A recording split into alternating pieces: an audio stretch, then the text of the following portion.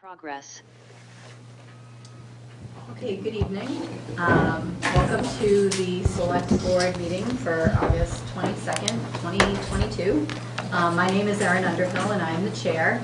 With me I have Craig Schultz, who is the vice chair, and Ellen Rosenfeld, who is our clerk. We also have Karen Bray DeMarzo, who is our assistant town administrator and HR director, and Mike Kaczynski, our town administrator. We have a fairly full agenda tonight, so we will do our best to move it right along. First, we have some announcements to make. The first announcement is about the state primary early voting dates and times. Early voting, the election itself is on September 6th. Early voting will start on Saturday, August 27th, and continue on through Friday, September 2nd. So if you need some more information on that, you can feel free to reach out to the clerk's office or check the website for any specifics. The next announcement we have is a water ban update. Mr. McKay? Thank you. So the past week, the state rose the level to a level 3 critical drought, and what that means is that things are pretty bad. I mean, I think anybody just take a ride around Millis and you can find out. Just take a look at Richardson Pond. It's almost completely dried out. And I hope nobody gets any illusions that what happened today is going to take care of it, because it's not. It's going to take many days to bring us back up to where we should be. The state is mandating, especially for the town of Millis, where we have wells 1 and 2 offline, and they allowed us to leave wells 5 and 6 on. So they are monitoring us pretty well. So we will be going out. Actually, we already have. We're compiling a list. And I got to tell you, neighbors on neighbors love to rat each other out. We've gotten many, I've got emails, phone calls, text messages, phone calls, whatever, about who's watering and who isn't. But we do have 2 sets of crews going out every day, every night to check. And the violation books, they're written up. But we will compile, the first set will be a warning. It will just be a warning anyways. So we are going to start mailing them out pretty soon. And then after a warning, there's a $100 fine and a subsequent fine of $100 after that. We've never had to do this before because Millis has never had to, we've never had in the time I've been here, that would just say no watering at all. This is the first time it's ever happened while I was here. And it's going to continue, probably even continue after I think it goes out September 25th, but I think it's going to, it'll go right through the fall into the winter until things catch up. So I just want to advise everybody, we will be out there, and we will start ticketing, and we'll go from there. Okay. Thanks. Thank you. And I don't know if you want to go anywhere. We have the State Transportation Bill Award. So that was, we did receive it. It was on in the 495 magazine of $1 million to pave Route 109. Senator Linsky, on one of his last acts for us that he did on our behalf, he did submit it, and it was approved. But that doesn't mean we're going to get it today or tomorrow. I believe the town administrator and I have been both known that that it's not coming. It has to be. The governor has to sign off on it. Yeah, it's different than an earmark. Yeah. An earmark, we would have access to the funds within a couple months. This is because this is part of a broader transportation bond bill by the state. It's going to be many months before the state processes this, and we need to work through the State Department of Transportation. I would almost view this as a bonus Chapter 90 payment for the town that's restricted to Route 109, and it may be a couple years to be able to access all of those funds, but there's still processes to go through, and as we get more information from the state, we'll update the board. But it's certainly good news, and we'll be working with the Department of Transportation and our state legislative delegation to make sure that they don't forget about it. Okay. It just says it. Paving, if everybody notices, we started milling 109 last night.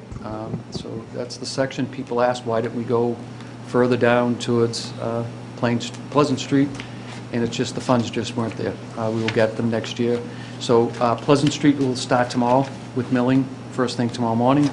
They'll do the intersection of Pleasant and Village tomorrow, and if they have time, they'll do the sections on Exchange Street. If not, they'll do that on Wednesday morning. And hopefully they'll be paved before school starts. We hope. Thank you. Okay. So we are right on time. Do you guys have any other announcements? No. No. Okay. So we are right on time for the first discussion with Chief Barrett for discussing the town policy for lift assist at the assisted living and nursing home facilities. Hello. Good evening, how are you? Good, how are you? Good, thanks for having me. So I'm here tonight to talk about new facility coming into town on 125 Dover Road, Anthology. It's a assisted living, memory care, Alzheimer's building with approximately 105 residents. One of the biggest impacts on EMS to these kind of facilities are what we call a lift assist. When a patient hasn't taken a fall to the ground, but more of a slip or a slide out of a chair or kind of off the bed and down to the ground. Many of these facilities have a no lift policy. It prevents their employees from hurting their backs. It prevents litigation for improper lifting. So a lot of these will not lift, and they rely on local EMS to come, pick the patients up, put them back into bed. The biggest issue with that is it's an impact on our emergency response, but on top of that, there's no ability to invoice or get any payment for that. So every time we go out there, there's no reimbursement for the cost of going out there. So recently, many of the Norfolk County chiefs were starting to see a really big impact of this, including the town of Canton, where our previous town administrator, Charlie Aspinwall, works. In 2019, they developed this non-emergent, non-transport lift assist fee policy, where they said if we go out to your facility, we lift the patient up, we put them back in the bed, there's no transport, there would be a fee associated with that. So going through it and talking with all the chiefs, many towns have started to institute these, and recently, speaking with members of the board and the town administrator, I've reached out to Anthology to try to get their policies and procedures before this facility opens so that we're kind of ahead of it and prepared for it. They've recently responded and they'd like to meet with us so we can kind of go through this. So we thought this was a great time to bring up this policy, that if we make it a policy here in town that affects facilities and not residential, the residents, just facilities, and we come up with a fee, at least we would get some sort of payment when we send our staff out there to do it. We've been saying for years the impact that's about to come from it. When they did an independent study, I think it was probably about 2018, 2019, they said we would see 5 to 8 calls a week. When we pressured them and we did some studies of our own with local communities, we're looking at more of 10 or 15 to 20 calls a week just up there. That's an addition of 300-400 calls a year to our department. If a lot of those are going without any payment back to us, it's costing us quite a bit to go out there. So we've come up with a fee that we think is fair. Unfortunately, we can't just arbitrarily charge a fee that we think they'll not want to pay. We have to have something to back it up, just like we figure out any fee associated with our department. So I have the breakdown. I think you have it in front of you. It would be for the 4 members on duty. We use the top step lieutenant pay, top step paramedic pay, and top step firefighter pay. We take those numbers, included with the FEMA rates for the ambulance and the truck, including fuel and maintenance, and it comes right around to that $500 per lift every time we go to their facility. Again, many of you saw the email from the Canton Fire Chief, Chief Duty, who said they were hoping that $500 would deter them from calling, and it has not. They would rather pay the fee and not have the policy that their staff would lift. So tonight I'm here to recommend and request that we consider a lifting assist policy to facilities in the town of Millis, non-residential, for a $500 fee. Okay. I have some questions to start off with. Questions and statements, I suppose. When you say we can't impose an arbitrary fee, what does can't mean exactly? So it would open a door for somebody to argue what that cost is. When we set ambulance rates, or we set any fee associated with the fire department, permit fees, all of those fees, we have to have a reason why we're charging that. Our permit fees, we follow a state fee structure. Our ambulance billing rates, we follow the same thing. We use FEMA numbers, national numbers, and our billing agency comes up with a number that they can defend and say this is what it costs for a ALS call, a BLS call, so there. So I have a huge problem with this. Yep. Like enormous. First of all, if I would be thinking twice if one of my family members was going to lie there waiting for somebody to come from elsewhere to assist and pick them up. Yep. First. Second, I think it's a huge problem that it could potentially delay a response to other residents in town because we're picking somebody up on the floor. The facility should be responsible for this. Right. So if you can't really charge a fee over the $500, can we charge another fee? Can the board decide that we're going to put in another $500 to $1,000 over that $500 if we have to go there with? We can take a look at that. Certainly, as the chief mentioned, the facility will not go live before October. So we can certainly take a look and check with council and see if there are any other fees that we could add for anything else related to the town. I do agree with the chief that you do have to have it connect back to something, otherwise it'd be considered illegal tax. So you do have to have some connection to the service being provided. Yep. But, there may be some other things we can look at, speaking with council. So certainly if the board wants some more time to contemplate this and check with council, I would, then recommend that you defer your final decision on this until your next meeting in September. All right, I think those are my questions, but you guys can go ahead. Well, I think, Rick, you mentioned that $500, you mentioned to them, the group. Not yet. Oh. Yep. Because we want to find the number where the group will say, no, we'll do it ourselves. That's what we're looking for, right? Well, I don't know if we can. I don't think you can. Yeah, I don't either. I've got relatives that are assisted living and disabled adults in my family, and in Missouri even, they call the fire department. Yeah. I mean, and where labor's cheap, they Yep. call the fire department years ago even. Yep. I think the best you can do is put a fee in that at least makes us whole, which is the chief's fee. Right. And I think that we need to absolutely establish that as quickly as possible. Now, Right. September and tonight doesn't make a big difference, it's almost September. But I don't think we're going to be able to charge a fee that makes them decide to hire staff, I don't either. because I don't think it's legal for us to do beyond what we can justify, and secondly, I don't think there is such a number. I think that the liability involved with staff lifting, my biggest workers' comp claim is staff picking up children in Yep. preschool and Back childcare. injuries. Back injuries. Yep. Can't imagine an adult. Right. But I think there'll never be a number that dissuades them from calling the fire department. I think it has to be a number we can justify, and if 500 or 600 a call, looking at the sheet, is the number. I think we set that well before they open, so it's not a surprise to them, and that's what happens. And as I stated in the letter, they've agreed to meet with us so we can kind of go over policies. Yeah. If we're lucky, their policy includes lifting. We just don't know that. We haven't found a facility that's come online within the last 5 years that has a lifting policy. They just don't hire the staff, Right. and they don't want the injuries or the litigation for an injury caused to the patient. Right. It's both sides of it. Yep. Staff injuries and then the Exactly, patient injuries. So, I mean, I think that it would be important if they don't have a lifting policy in their stuff to let them know we're considering imposing a fee, and then we'll we'll determine the final What it fee is. by September. Okay. I mean, I just don't see any way around, if they don't have a policy, I don't think there's anything we can do but charge a fair fee. Right.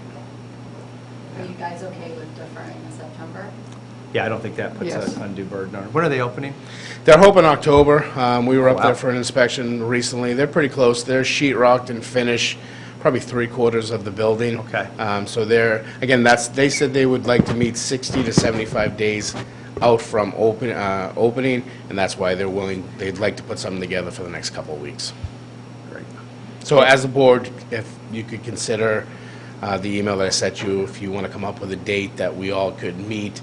I think they want to do it by Zoom or conference call, but at least if we could all be in the room together, we could have a good discussion. I have with them. one more question. And this only covers the instance where you go in and lift them off the floor and put them back. No other assistance, because that would be Then a there'd be an real ambulance call. running. Yep, Yeah. yep.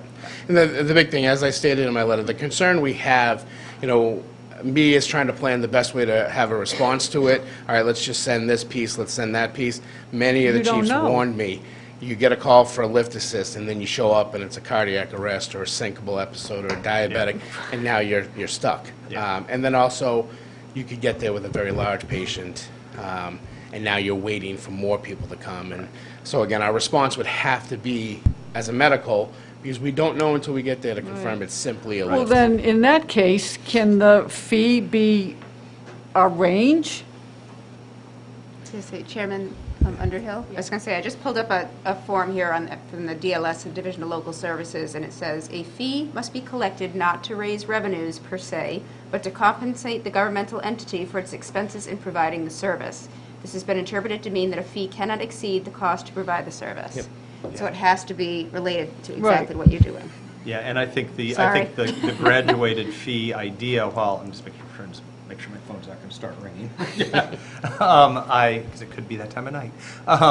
I think that a graduated fee might be difficult because, like the chief said, if you just roll two guys in a, whatever your smallest vehicle is, Yep. and they get there and it's somebody who's large, or if it's a cardiac arrest, if it's been misdiagnosed, you want to have Yeah. the right crew there. So you're going to roll a As a large enough normal. crew Yep. as a normal medical, so Yep. that's what the Right. cost would be. Yeah, and, we're taking some of these precautions to prepare for some of these things. The new engine that we've ordered, we're gonna get it licensed as an ALS ambulance, so it'll have everything on there that they can provide medication, all that, until we could get another ambulance for another community. That's our biggest concern, is that our call volume has come to the point where we will be bringing mutual aid to go to these calls, along with, our callback members, so we wanna prepare for all of that as well. And this is one of those situations where if this is generating 10 to 20 calls per week at $500 a call, and they're eating into our services, that's a justification for hiring more staff. And not just a justification, but there's a revenue base to hire more staff, For us, for us to hire more staff. well, we can hire Yeah. more staff, but we can't fit another ambulance. Well, like we said, Yeah. we never want to run more than 2 ambulances. 3 ambulances is just, you're taking all of your staff that you have and they're out of town, Yeah, so. I'm just thinking that, at $500 a call. We'd see what it was, yeah. It can justify upgrading or upstaffing if you needed to. Our biggest thing is just making sure we're ahead of this Right. curve. I want to make sure before they open, we really know what we're looking at. So my last question, I guess, on this is there any benefit, do we think, to not waiting to approve this, so that when the meeting happens with them, this is already in place? Or do we think that doesn't matter? We don't have an exact date scheduled with them. No, is that like I correct? said, if So we could should have scheduled that after September September. 12th. Okay, all right. And have that this in way, place. you would be able to have Okay. a further discussion and make a decision prior to that first meeting with them. Okay. It sounds like the decision's pretty much there, but I think we might as well wait for a little bit on it, yeah. All right. I mean, we're legally constrained. Yeah. Right. And I think the best thing we have going for us is other communities have been doing it Canton's been doing it since 2019 with Yeah. no issues, and they have multiple facilities in town. Okay.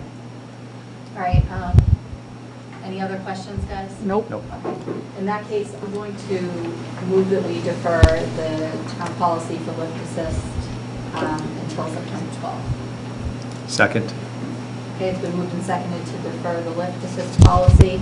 All those in favor? Aye. Aye. Motion passes unanimously. All right. Thank you. Thank you so much. Have a good night. Okay, so now we have the review and approval of the Safe Coalition flag display request. Hi, everybody. Again, hasn't been too long. So thank you for having me. August 31st is International Overdose Awareness Day, and the whole month of August is Overdose Awareness Month. And so what we at SAFE are proposing and requesting tonight is to hold a display of flags for all of the lives lost in Massachusetts last year to an overdose. The total number is 2,290, and the hope would be to place 2,290 purple small flags, 4 by 6 inches, right outside here, right along the street in the grass, just to really kind of create a conversation with community members. And we'll probably have a larger sign that says kind of what this is and what the flags represent. Anyone have any questions? Nope. I'll make a motion to allow 2,290, and I will count, purple flags to be displayed on the yard of the green in front of Town Hall on August 31st for Overdose Awareness Day. Second? Okay, it's been moved and seconded, but prior to taking a vote, when did you want this? Just on the 31st? So it would be great if we could have it the 30th, like the day before and the day after. So we'll place them the morning of the 30th and then pick them up the afternoon of the 1st, if that works for you, and like lawn mowing I'll and. amend it to the honor about the 30th, before 29th to the 2nd. There you Okay. go. Oh, Give you a even better. couple of weather Thank you. days. As you're picking them all up, you can count I them. can count them Yes, as I'm picking them up, yes. That'll be the See, way we teamwork. bring them back in. Yes, Yeah. And you still second? I do. still second. Okay. All those Nice in neat favor? rows, I can do it. Aye. Aye. Aye. Aye. Yeah. Okay. Motion passes unanimously. Great, thank you so And much. then Jennifer, Thank you. Jennifer, I was going to say, Thank when you're you. getting ready, we can reach out to Jim and I to figure out where to put them that makes sense. I don't know that you're Awesome. doing much lawn mowing right now anyway, but. Okay, well, but yeah, that's maybe true. you can spruce up the tan patches. I mean, I'll do what I can. Yeah. Okay, thank you so We'll much. figure it out. Thank you. All right, and next we have approval of the fiscal year 23 Green Communities contract with Mr. Weiss. Yeah, thank you, Madam Chair. This evening, I would like to ask the board to approve an award from the State's Department of Energy Resources and to authorize the town administrator to sign for a Green Communities grant that was awarded to us for $73,524.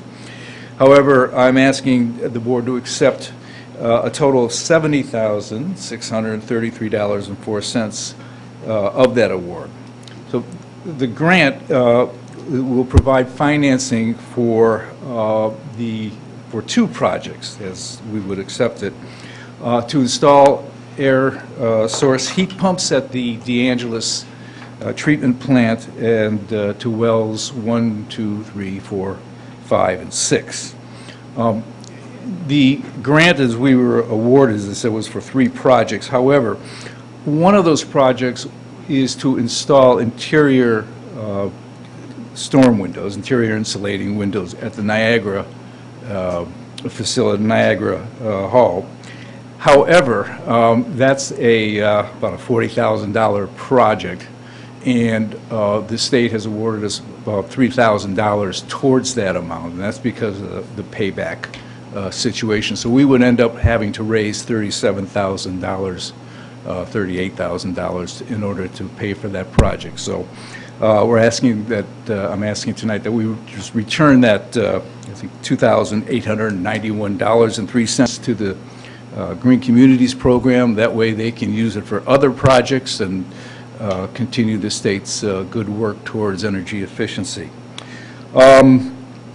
This project would install 8, I think a total of 8 heat pumps, would save the town about $13,000.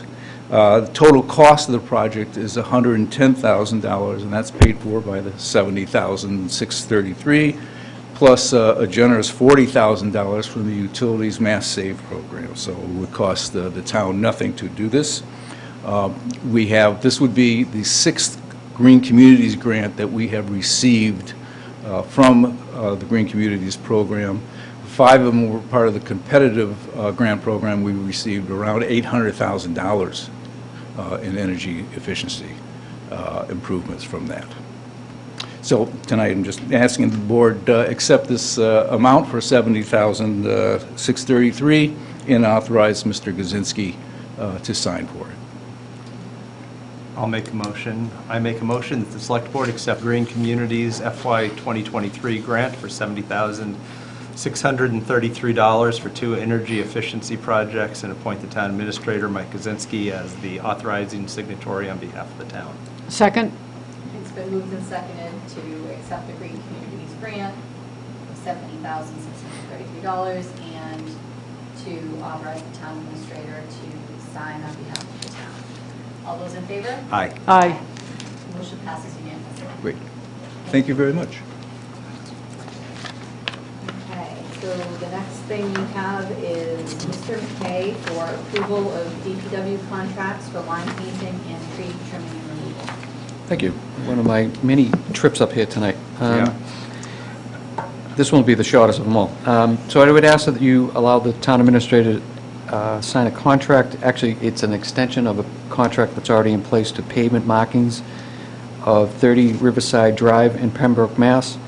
It's not to exceed $30,000. $20,000 will come out of the DPW budget, which I gave the line item there, and $10,000 will come out of the Chapter 90 for the new roads that are being paved. Not to exceed 20 or 30,000? 30, because if you add the 20 and the 10 together. Yeah.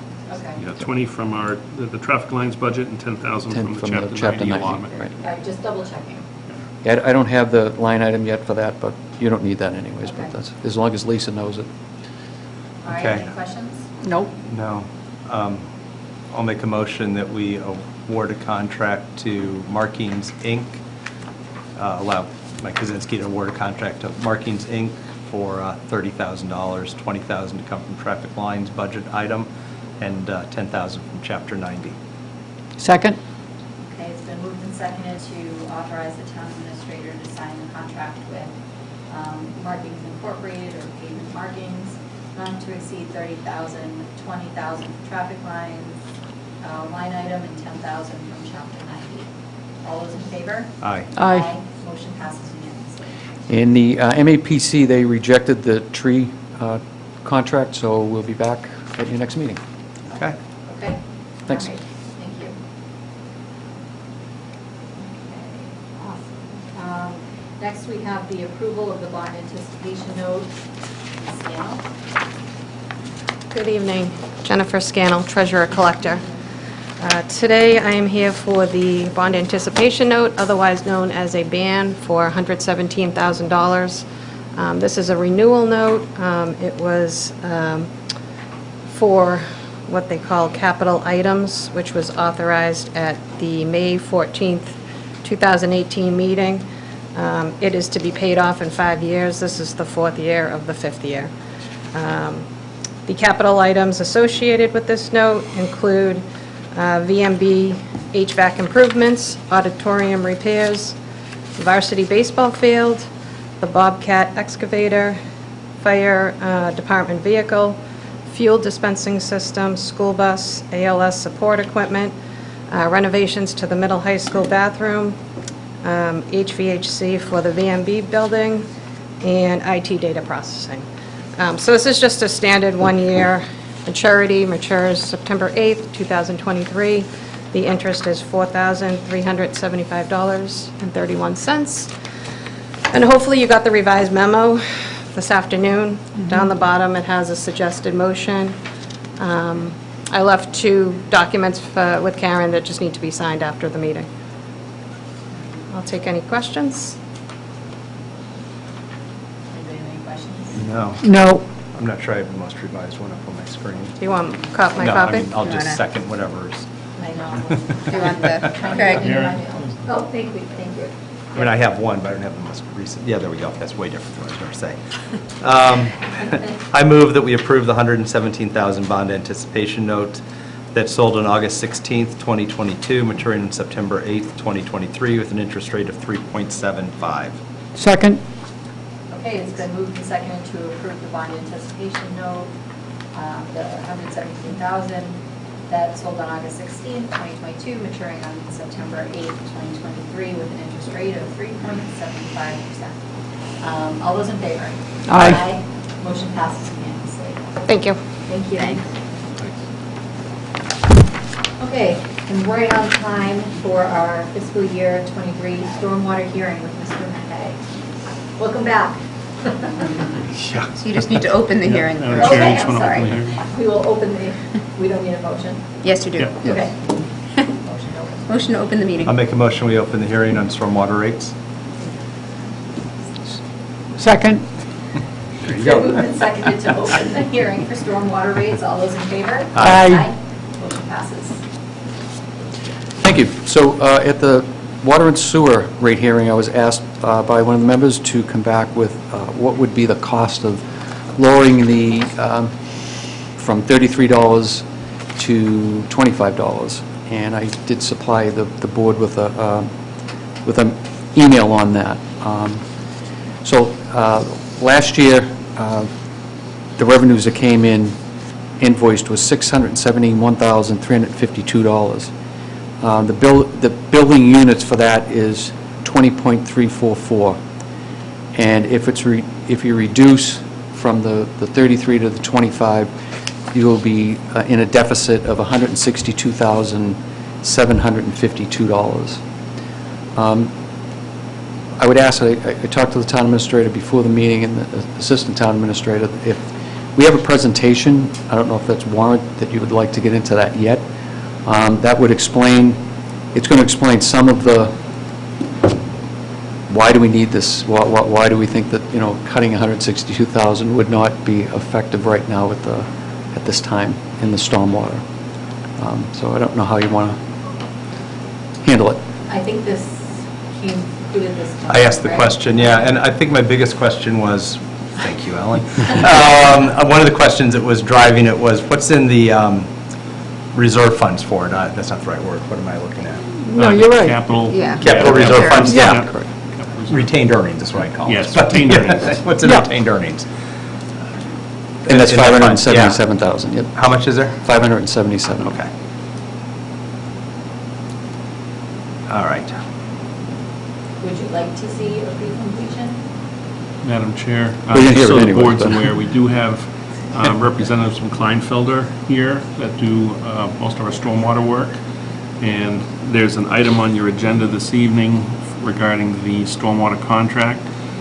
They were going to do a presentation under that, but they indicated they'd be happy to do that during this proceeding, if it might be helpful to the board. in Whenever the most discussions. appropriate time is, I'd be fine with that. I just did some quick math, and that 162,000, and I wouldn't want to drop the rate for just 1 year. If you did that for a 2-year rate drop, that would eat up most of our, a large portion of our retained earnings. So I don't know that that makes a ton of sense, to answer my own question, but thank you for the data for that. Without the numbers, I couldn't Yep. tell you. If you told me at $1 Exactly. million in retained Nope. earnings, I'd be much more comfortable reducing the rate, Yes. Okay. So I guess the question. I'd like to see the presentation, if that was the Okay. question. So That Peter, is if the you want question, okay. Peter, if you want to come up? Sure. Peter Varga is with us. He's, I would say, an expert on stormwater issues, and he'll explain, he'll give you a little bit of a background of where he came from and how he took Betsy's place as our representative Oh, yeah. for all stormwater, and his expertise is pretty well known. So I think if you want to come there, or Whatever's appropriate. I can move over. You Oh, can, yeah, you or can I was sit going to there. say, you I have can a, move the mic. yeah, you have a mic. Thank you for having me. Really, these slides are just lists of requirements that this stormwater permit stipulates. So I'm just going to go through, and really they're designed to kind of show a progression, the level of effort that the permit requires for compliance. And in 2018, a lot of acronyms on the, excuse me, Thank you, Scott. there are a lot of acronyms on the screen, so I can help to sort of explain some of those. But really, if you look at can you see my slides, actually? No. If you sit over on the other side, you can do this. Yeah, we have to get the slides Oh, up you on just the have to screen. share, well, yeah. Okay, I thought I was sharing, so excuse me. That's more promising. And you can see it here. All right, we're better? Yes. Does that help? Okay. Sorry about that. I just have to get this, can't seem to Oh, yeah, I think you can minimize it. Do I have to minimize it? Maybe I do. Nope. I think if you click in the upper, left-hand corner of the black Of the bar. pictures, you can close. The problem is that minimize my it? cursor disappears as soon as I, Oh, Yeah, I okay. think that's controlled by No, because I minimized it here and it won't. I don't know. yeah, I can't seem to access that. All right. Anyway, Oh, we're still experiencing wonders of Zoom. right. Okay, well, at least the slide is visible. Let's see, Yeah. slide, maximize, what that will look like. Okay. Well, apologies for the technical issues.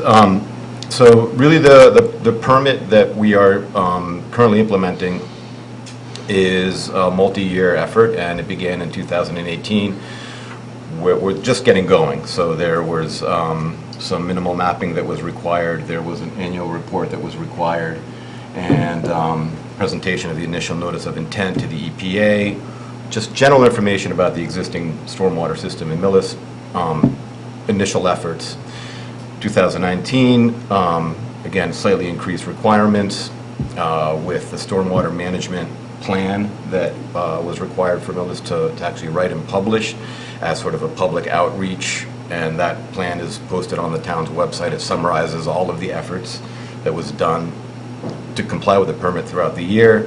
Annual report, this IDDE, which is really a thorough inspection of the piping system to get an idea of what shape it's in and where you're getting illicit discharges into the system. So getting a lot of these programs going in 2019, including the Stormwater Utility Credit Manual, beginning of the planning for that, and some training to get the staff up to speed with the outfall inspections and inspecting the drainage system. 2020, again, was quite a lift. And the bold items are, I can read them, the ones that are covered. The stormwater pollution prevention plans were required for major facilities in the municipality in the town. So, you know, the DPW yard, for example, where best management practices had to be implemented, the EPA requested annual reports and getting the stormwater utility going. 2021 is very much a continuation and a building on these efforts. So actually it was the year where towns that were in the Charles River watershed were required to start thinking about phosphorus pollution to the Charles River, because the Charles is designated as impaired for phosphorus contamination. And that's all of the entirety of the Charles River watershed is going to be the heaviest lift for the communities that are along that river to comply with this permit as, you know, the years progress. And so, you know, really, the slides are designed just to show longer and longer lists of items that are required by the EPA to be implemented for compliance. And, you know, FY22, we really began to understand what the phosphorus control plan requirements are for Millis. This is the first year, 2022, that towns are required to actually produce some numbers to benchmark some of the performance for their implementation for the MS4. MS4, I'm sorry, is another acronym that the EPA and engineers love to use. It's the Massachusetts Separate Storm Sewer System. And that's really an effort for EPA to separate the conveyance systems for wastewater and stormwater and keep them separated. They're combined historically in a lot of other towns, and that causes lots of problems. So in implementing the phosphorus control, really in the coming year, it will be the first year where we start planning actual construction of best management practices, controls that are designed to detain, hold back, and improve the quality of stormwater that are entering the waterways around Millis. So this will be the precursor year to actually hard hats and boots and shovels, which will come in the subsequent years.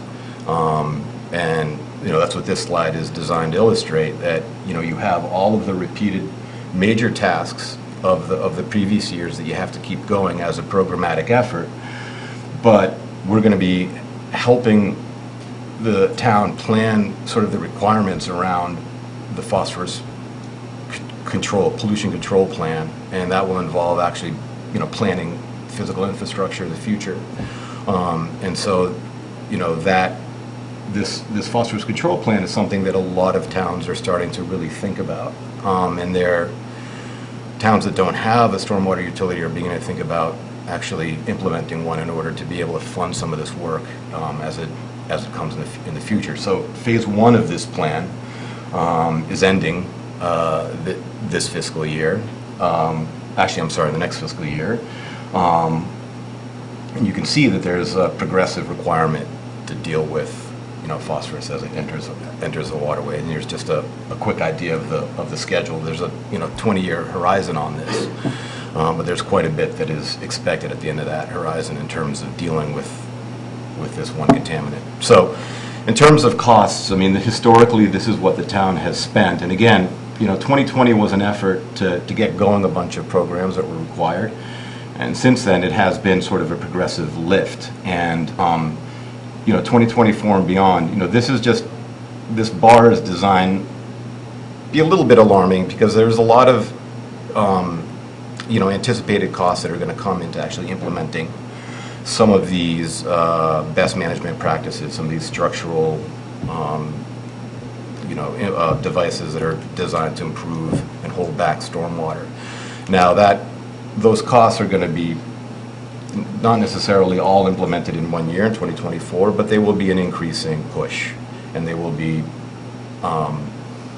construction, mostly related to construction costs to build these. So, we're seeing this sort of progression, and we think that a lot of towns, a lot of municipalities across the state are preparing for this to be able to fund it.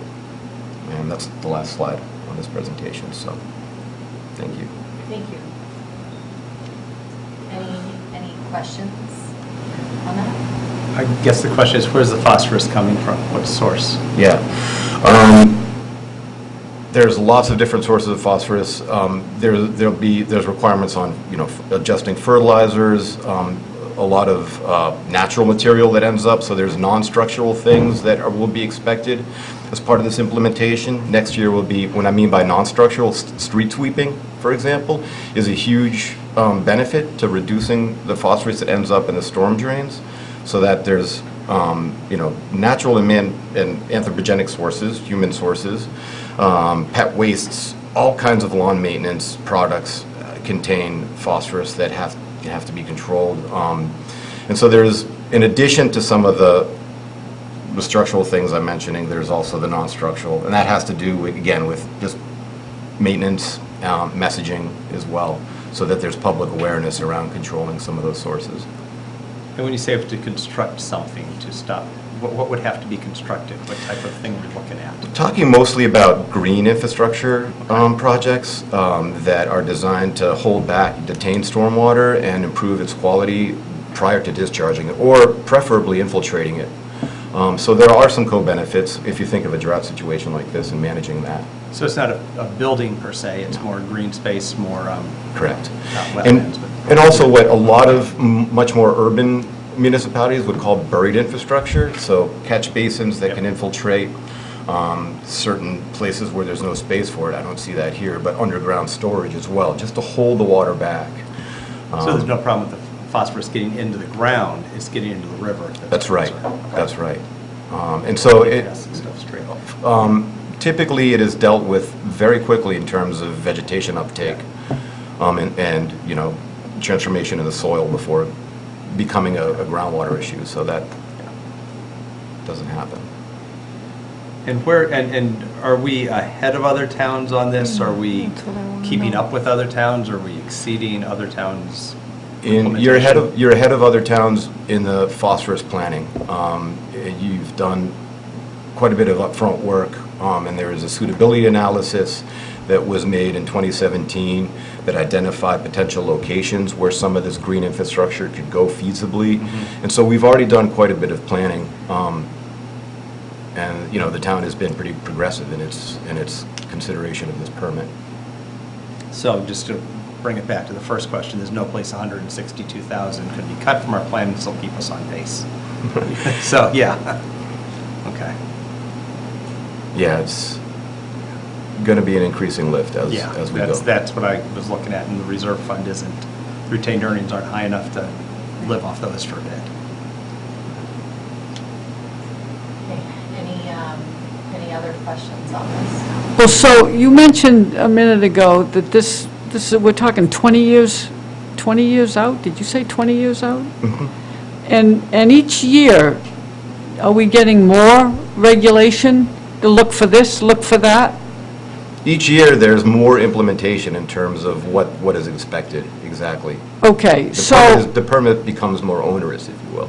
Okay, so we're just doing what we can with the information we have at the time, and then they dump a little bit more, and we need to incorporate that. So it's not possible to budget out 20 years. We don't even know what it's going to look like next year. We have a very good idea of what next year would look like. But And yeah. so we're just trying to, what, this fund you mentioned, what did you call it? Retained Yeah, that's just to allow us to keep doing what we need to be doing. Correct. Okay.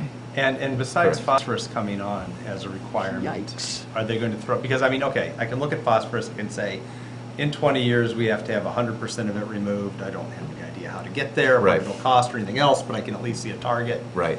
Are they going to add other things to this are they talking about adding other things? Nobody knows what they're going to do for sure, but is there, yes, we've discussed that next is, So- name your chemical. It is possible that there's an other water body that becomes listed for some impairment Okay. in the interim, and that will trigger a bunch of requirements that we don't anticipate, or we can't anticipate. So I wouldn't rule that out. But this is phosphorus going to the Charles. That's right. So there's not going to be a new ground, stormwater contaminant per se added, chemical X or something else. It's just which body of water's It could concerned be. about phosphorus. Yeah, I mean, it's not out of the question. Yeah. I don't anticipate it myself, but Yeah. never say never. No, I get that. All right. All Okay. right, so at least there is a 20-year plan. How much it costs and how we're funding it, that's... We're going to know, Somebody else's by the end problem. of this year, we'll know more about some of the subsequent costs. I Yeah. mean, this year's a big planning year, Okay. basically. Yeah. So, Because, I mean, I know it started in 2018, but that's sort of relatively new, right? oh, yeah, yes. There will Okay. be a new permit issued, though, Yeah. after the 2016 permit, which we're currently on, expires, and they finally draft a new one. And that will have, anticipated requirements, but we don't know exactly what will be in that permit. Okay.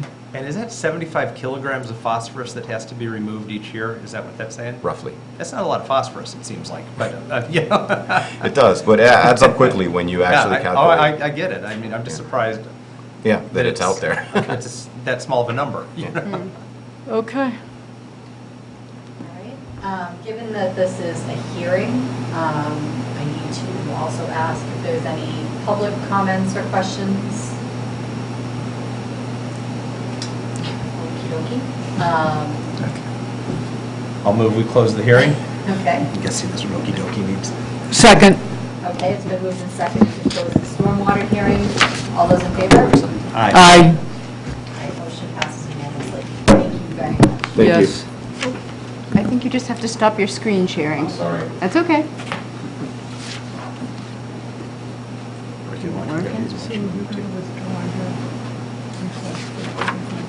Yeah, I think so. I don't see any sense in it. I don't think we have to do anything Okay. actually, right? Yeah, no, I've got the numbers, so.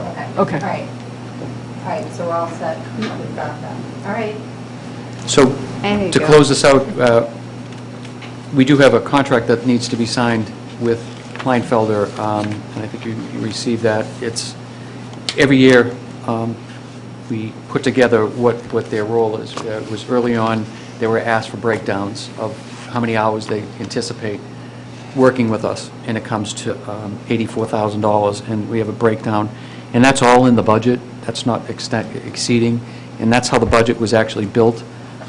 That's almost the exact same numbers we had last year, but we don't always spend that $84,000. There are not to exceed amounts, and almost every one of them, as we do more testing with their assistance, those numbers come down, that's come down way down. So I guess I would ask that the town administrator be allowed to sign, well, yeah, Well, we need to, first, yeah, it is a contract. I was going Yeah. to say, you didn't, do you have to have a vote that you're No. not, you're leaving the rates the same? No. Nothing? You're I don't just, think so. you don't have to do anything for I mean, that? you could have- The board, yeah, the board probably should take a Okay. vote that, Sorry. take no, Make sure that's all set. make no change to the rates for fiscal year '23. I'll make a motion that we make no rates to the, change the rates for FY '23. Second. Okay, it's been moved and seconded. to Thank make no Change make the no rates. changes to the rates for fiscal Not how year I'm gonna phrase 23. that. All those in favor? Aye. Motion passes unanimously. Okay, sorry about that. This will take care of all your stormwater stuff, so, for the night, so, put that. So I would ask that the town administrator be allowed to sign a contract with Kleinfelder in the amount not to exceed $84,000. I'll make a And- motion to allow the town administrator to sign a contract with Kleinfelder not to exceed $84,000. Second. Okay, it's been moved and seconded to authorize the town administrator to sign a contract with Kleinfelder not to exceed $84,000. All those in favor? Aye. Aye. Motion passes unanimously. Thank you. So did we effectively do, 173. okay, just checking. Yeah. Yep. We're all set All up. right. So you go back to the billing. All right, so the next thing is to discuss the quarterly billing for stormwater fees. Jen's going to speak to that, I'm just getting the pen. Okay. You're jumping right in there, Jim. She was wishing. Jim's gonna slide right in and answer that So I don't know if you want to start, or I can. I can start a little bit. Okay. So a question raised in terms of stormwater fees. Stormwater fees are typically, and you'll have the exact month, but they're... November. Okay, November. Yeah, The we bills send come them out October, due November. Okay, so the bills are due in November, which is right around the holidays, and there's been a lot of people that have complained about having this bill at this time. So an idea was brought to our attention to change this to a quarterly billing cycle, just like water and sewer are billed quarterly. We did receive some feedback with some challenges that would be met with this model. I did also ask a question about whether, if this is something that wouldn't be advisable or easy to do, could we maybe just move when it's billed? Yep. So I think those are the two questions on the table right now. So, like I said in my email that I sent July 29th to Chair Underhill, there are obviously some concerns for my office, one being you change it from quarterly versus annual, what it is now. It increases the workload, obviously, to my office. I know there was some talk about possibly adding it to the water sewer bill. There's still a lot of research on my end to see how that would be implemented, if it can be implemented. There really are only a few communities that are billing the Stormwater Enterprise Fund separately right now. Most are still absorbing it in the general fund, so we really are ahead of that curve, which is good and bad, so there's not really a lot out there to kind of build off of. So the communities that I reached out to that are adding it onto the water sewer bill, one of the challenges that we will face is that not every stormwater bill has town water sewer. So there's about 400 bills that you'd have to account for separately anyways, so we need to figure out how that could be implemented. The other issue, not necessarily an issue, but the communities that are billing separately right now are adding it onto the water sewer bill. They're using a flat fee. Where we're not using a flat fee, we're billing based on impervious area, which is outlined in the bylaws, so that's something that would need to be considered and changed through that process. So again, there would be more research on my part to see how do we do that? Can that be added to the water sewer bill? I think it's necessary to point out right now that, well, first of all, is there ever a good time for a bill? No, right? So let's just say you move it to the spring, you get your excise bill. That's the big bill in the spring from We send it in February, due March, right? So when those bills can be large if you buy a new vehicle. But 75% of the residents right now are paying $165 or less. So it's that 25% that, I guess you're trying to spread out the bill. But that's my concern, is just it will add more work to my office, and I think a lot more research as to how we're going to implement this, working with our software provider, Munis. It's been challenging over the last couple months with their customer service. I spoke to the town of Franklin, the treasurer, and they're actually hiring an outside consultant to implement adding this to the water sewer bill. And they're starting to do that now. So maybe that's something I can talk to once they hopefully get up and running with. Why would it matter if it were a flat rate? Why would that be easier? What am I missing? The way Munis imports the software, right, the data into the bill itself. Like, there'd have to be some program where you can say, okay, we're billing you 15. Okay, So it's that. And I'm not Okay. technical, so maybe it's easy and can be done. Right. I just know that the communities that have added it right now, it's a flat fee, and it's not a very expensive fee. But their towns are bigger.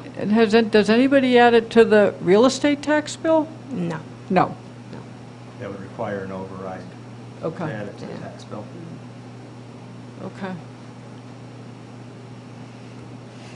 So I guess in light of this information, would we want to continue down any of these roads to kind of put more time and research into it to pursue any potential options? Or do we think we're good where we are right now? Or is there, so if you think about, is there any way to like bill for it in like May?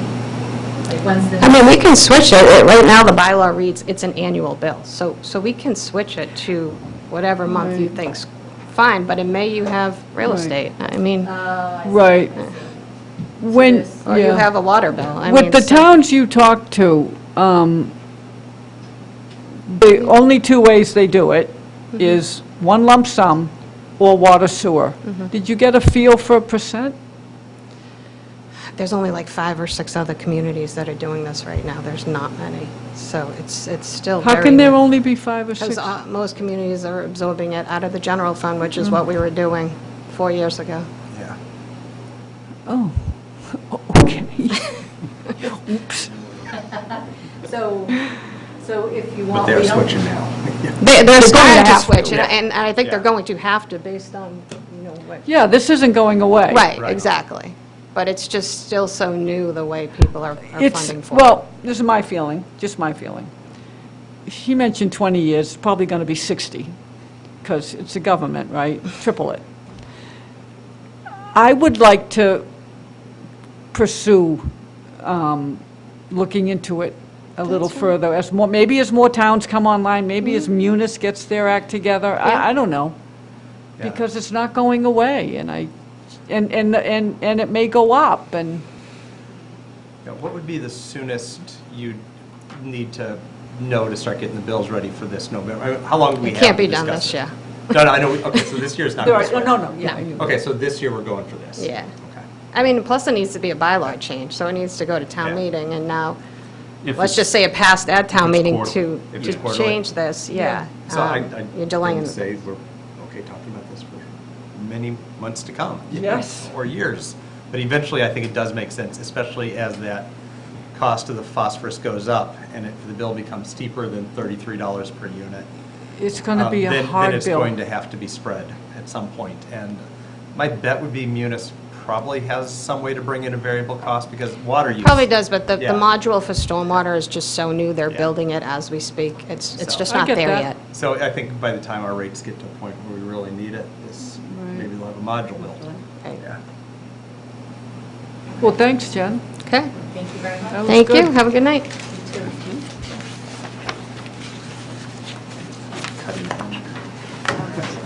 Seriously. So next we have the approval of the change order for the PFAS treatment plant. Mr. McKay. Yes. Thank you. So with me tonight is Tyler Bernier. I hope I said his last name correctly. Tyler is our project manager who works for Kleinfelder. And I felt, again, a little update, so you know what the heck you're signing, and give you, we have something to report, you know, on the building. I think I sent out a package today that you've probably all looked at. I mean, those are my numbers. You know, I work with Lisa. They're pretty accurate, and you can see that we're not over-expending. The first change order was, you know, the town administrator, the DPW superintendent, and I reviewed after Tyler approved it, and we felt it was acceptable and it was within his range. This is a little bit more out of our, and I think fairly to you. I mean, you need to know what's going on. So Tyler will give you a brief explanation, and then we can get into the change order for your vote at the end. Thanks. Good evening, everyone. So I figured I would just give a quick update on the project and a little couple minutes of slides of background, just in case anybody's not familiar with it here. So the wells 1 and 2 were impacted or discovered to be impacted with PFAS above the EPA or the Mass DEP limit of 20 parts per trillion. The wells were taken offline in 2019, and we subsequently designed a new PFAS treatment plant. Contains 4 20,000-pound activated carbon vessels to remove the PFAS. So we finished design on this project in December. We ran a pretty expedited design schedule, roughly 6-7 months to reach 100% design. We opened bids in early February of this year, and were able to approve the funding and get the contract signed within a month. I just wanted to highlight, you know, the efficiency from all the parties here, including the board and Jim and the DPW and Mike, in getting that paperwork signed and everything executed quickly, so we could get the contractor out there and mobilized and get this important public health project underway.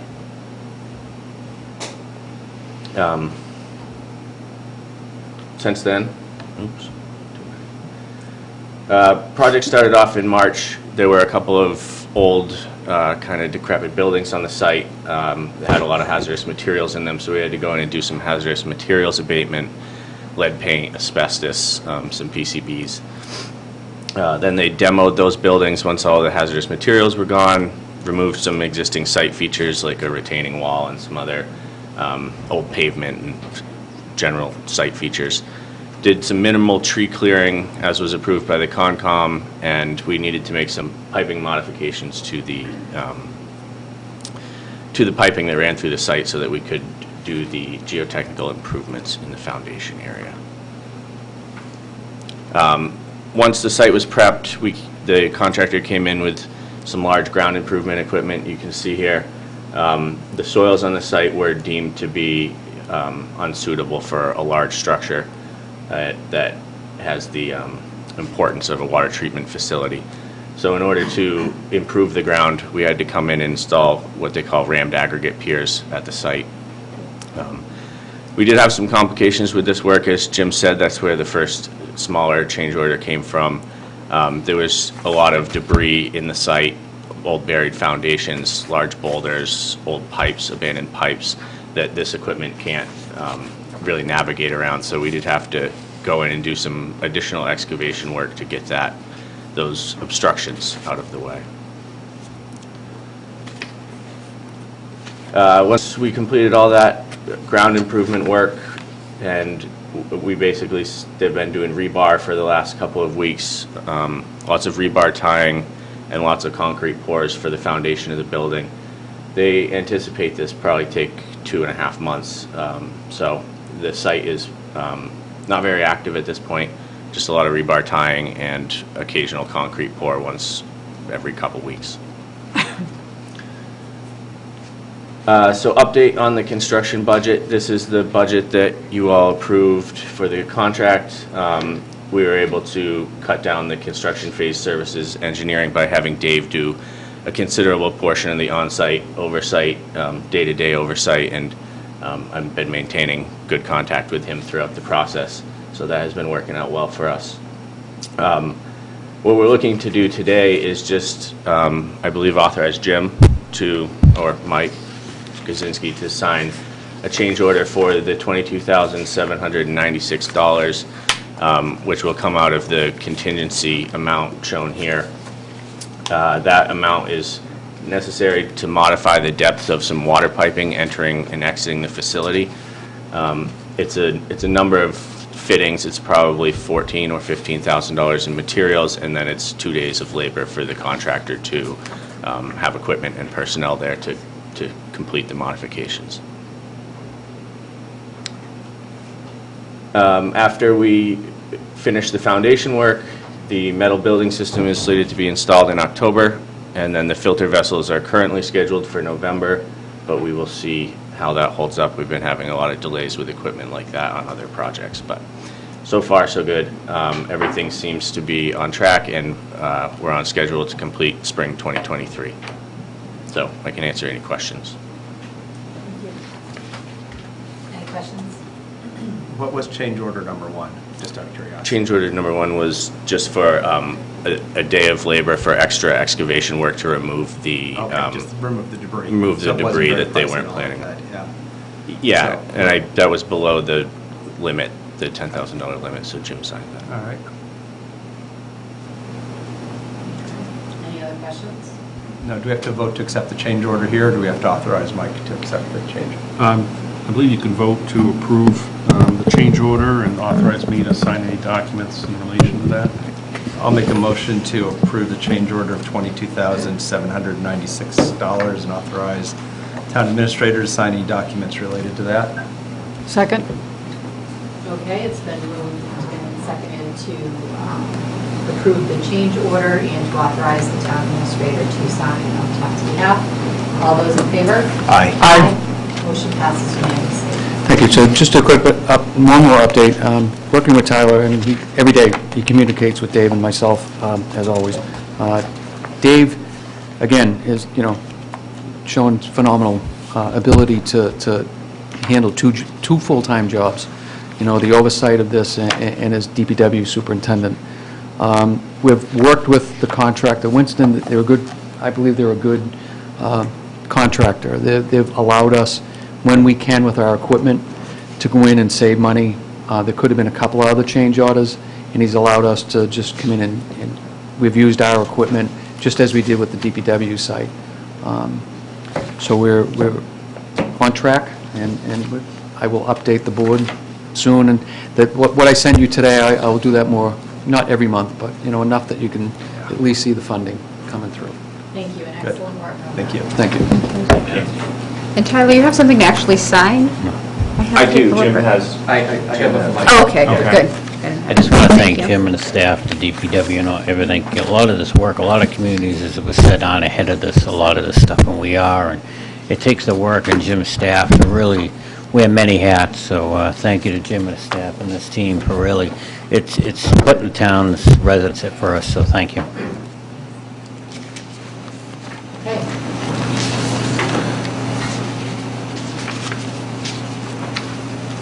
All right, so we are right on time. You keep saying that. Like, what time is it? So we are right on time for some appointments. Jim, I don't know why you sat down. I don't know why So first, we have a heavy equipment operator and laborer. With Mr. McKay. Thank you. So attached is a resume for Brian Hart. If you remember, we appointed a candidate about a month and a half ago, and he pulled out. There's a new regulation for DPW heavy equipment operators that's going to, another great thing that the state imposed on people getting their driver's license. Before, when you used to get your CDL license, you used to be able to go and take the test right away, get your permit, and go out, learn on the equipment. No, you can no longer do that. You have to attend a certified school and that's in both of these, any heavy equipment operator that comes to Millis, it's part of their job. I mean, they have to come with it. So the other person felt they just didn't want to invest the $3,000 to $5,000 worth to go to the school to get the license. the town administrator, myself, in negotiations, we're going to, we're going to try to work with the people to keep them here, and because now we have 2 people that don't have a CDL license, so we're going to try to work it out. So Brian does not have his CDL license, nor does he have his hoisting license.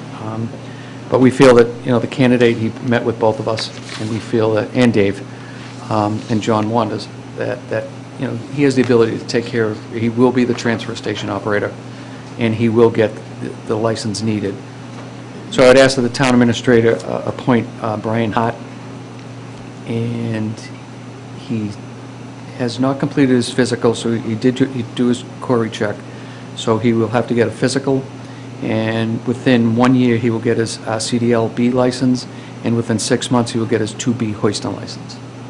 So, Madam Chair, I'm requesting that the board ratify my appointment of Brian Hart to the position of heavy equipment laborer position for the transfer station with successful physical, and that within 1 year of employment, he'll obtain a CDL B driver's license and an air brake endorsement, and within 6 months, a 2B hoisting license. I'll make a motion that we authorize the town administrator to appoint Brian Hart as the heavy equipment operator laborer for the DPW, subject to getting a hoisting license, a CDL B driver's license with brake endorsement, and a physical prior to his start. The physical prior to the start, the other ones within designated time period. Second? Okay, it's been moved and seconded to adopt the town administrator to appoint Brian Hart as the heavy equipment labor position at the transfer station for the DPW, pending a physical, and then within 1 year, the CDL B driver's license with air brake endorsement, and within 6 months, a 2B hoisting license. All those in favor? Aye. Aye. Motion passes unanimously. Thank you. Thank you. The next thing we have is a department assistant for DPW. Correct. And I would ask that the town administrator appoint John Williams of 17 Lovering Street in Medway. John is a retired person, and he felt that his time, he just didn't want to do it. He didn't want to be retired. He wanted to get back into the workforce. He definitely has the qualifications for this position. I should have noted that Karen, wearing her other hat as Human Resources Director, met with these people also with us in the town administrator, and we met with John this morning. Did interview John, and she's very happy with, and feels his ability learning the Munis system and doing the payables for the department. Should be no problem. So we would ask that you appoint John Williams, and he did his query check today, and he just has to do a physical before he can start work. Madam Chair? Yes. I'm requesting that the board ratify my appointment of John Williams to the position of Assistant 1, conditioned upon a successful physical. I'll make a motion that we ratify town administrator's appointment of John Williams as department assistant, the DPW, subject to completing a physical. Second? Okay, it's been moved and seconded to ratify the town administrator's appointment of John Williams pending a physical for the DPW Assistant 1 position. All those in favor? Aye. Aye. Motion passes unanimously. Thank you. Okay, the next one we have is an appointment of school building committee members. I'm doing that. Okay. I was going to say Steve and Denise are here, if you'd like I them do see to them. speak to that at all. As well as Mr. Clark. And Mr. Quacco is here as well. Am I appointing all the people on this table? The board is appointing, yes, Yep. you're appointing the new school building committee, Yep, the which is entire as committee. listed here. I'm happy to answer any questions or Okay. give you a little overview if you'd like. Sure, a little overview. Good evening. Denise Gibbons, school committee member, Paddock Lane. I forget where I give my address. So in front of you, you have a request for appointment for members of a school building committee. So as I hope you know so far, that the town of Millis was invited into the Mass School Building Association program for assisted funding for the middle school, high school. So the district submitted a statement of interest, which is the initial form that's required, with an overview of renovation requests and needs at the middle high school. Building systems that are beyond their useful life, space considerations and restrictions, et cetera. So we were fortunate enough in March to be invited into the program. Our first start date was July 1st. So the form that you have in front of you is one of the initial stages, which is the creation of a school building committee. It's a requirement of the Mass School Building Association. It's very prescriptive as far as who needs to be on it. All of the required members are listed out there on the form we filled in. I spoke with Mr. Klocko and members of the district and the school committee to determine who the members would be that would satisfy each of the roles that are in the form. The one consideration that I called out in the email that I had sent to Mr. Kaczynski is the one request that we're making that just is different than the existing permanent building committee would be the addition of 2 voting members, myself and Mr. Catalano, both school committee members, as it is a school building committee. We were hoping that we might both be able to be added, so that's the only extra consideration that's on the form. There are multiple members on there from the community that are non-voting members and also from the district, and I think that's it. So happy to answer any questions that you have. Oh, and just one note, we know that the town has the permanent building committee, and this school building committee would be only for the school building project. It would have no other involvement in any other town building projects. Do either of you have any questions? Does that mean that the permanent building committee has no play in this? Well, it looks like the members of the permanent building committee are also members of this Of specific your new committee? Yes. So the committee would be comprised of all of the members of the permanent building committee. Okay. They would all be voting members. Okay. And then the additional request is to add Steve and myself as 2 additional voting members. Okay. And then there'd also be multiple required non-voting members as requested by the MSBA. Okay. Interesting. No, All right, how do you want to do it? I'll make motions, I guess.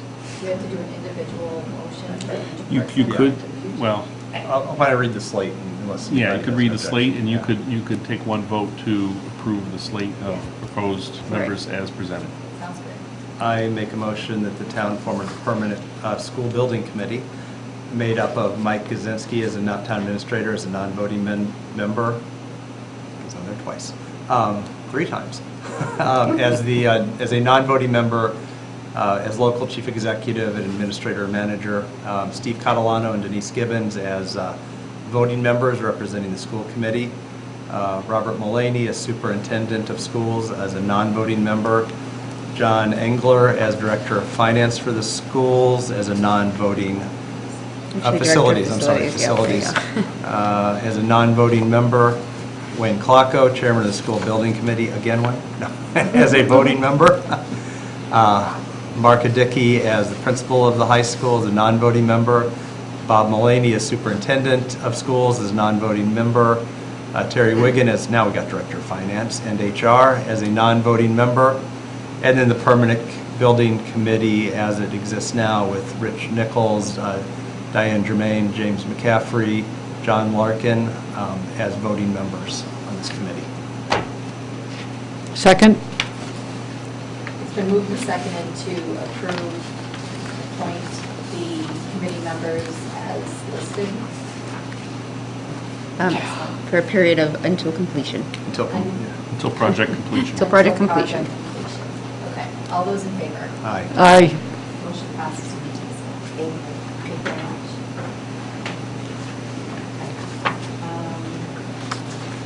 Recreation committee member? That's going to be held on February. We actually have 2 members that we believe we're going to be appointing at the next meeting, so we're holding off. Okay, Yeah. excellent. Okay. All right, Mr. McKay, you're up again. Holy moly. approval of auction of town equipment. Not to say how I'd do it if I was chair, I'd put them all together, so Yeah. I'd stand for an hour, sweating. No sitting down. So what we have in front of us, you have a list of vehicles that the town would like to auction off, and per the regulations, we can do that through the town administrator's approval, but you have to vote them as surplus, because they were, some of them were purchased through town meeting votes, so on, so on. But we did check, and I believe all the funds that are going to be taken, because most of them are old, will all go into the general fund. So we checked with the police, fire, Council of Aging, and DPW, and that's the list. And actually, I was going to say, we're adding one from the school. Okay. Which would be a school van. We don't have all the details on it, but you can approve it now, and then if it doesn't happen, it doesn't happen, but. I mean, the gentleman that holds the auction, he said, somebody's going to buy it. He says, you put it out there, someone's going to buy it. And Excellent. we think this Right. could So be the a... board declares them surplus? Yep. Right, so under state law, the process is that the select board would need to vote to declare all the items listed as surplus, again, with the addition of the school van, and also authorize that the town dispose of them and approve hiring or approve going through the process of an auction. I don't know. What's the police speed board? So that... The thing that tells you how fast you're going? Yeah, exactly, but it's in a million pieces. I was And we gonna say, how tried much to is that fix going it. for? It's just Because I- not, it's not like the sign board. Would you like that for your It backyard? may not go for a lot. Maybe some college student might want it for their dorm room or something. Yeah. All right. I'll make a motion to declare the following pieces of equipment surplus to allow for auction. Sweeper attachment, mower attachment, flail mower attachment, JD reel mower attachment, Volvo dump truck, cat loader, turbo blower. From the police, police speed board in poor condition. For the fire, an international boom truck and a fire truck water tank. Council on Aging, a wheelchair van, and the school, a sped van. Second. Okay, it's been moved and seconded to declare the stated list surplus and approve it for auction. All those in favor? Aye. Motion passes unanimously. Thank you. So I'm just going to sit down and just wait and Yeah. listen. Okay, I was going to say, you hear you? Okay.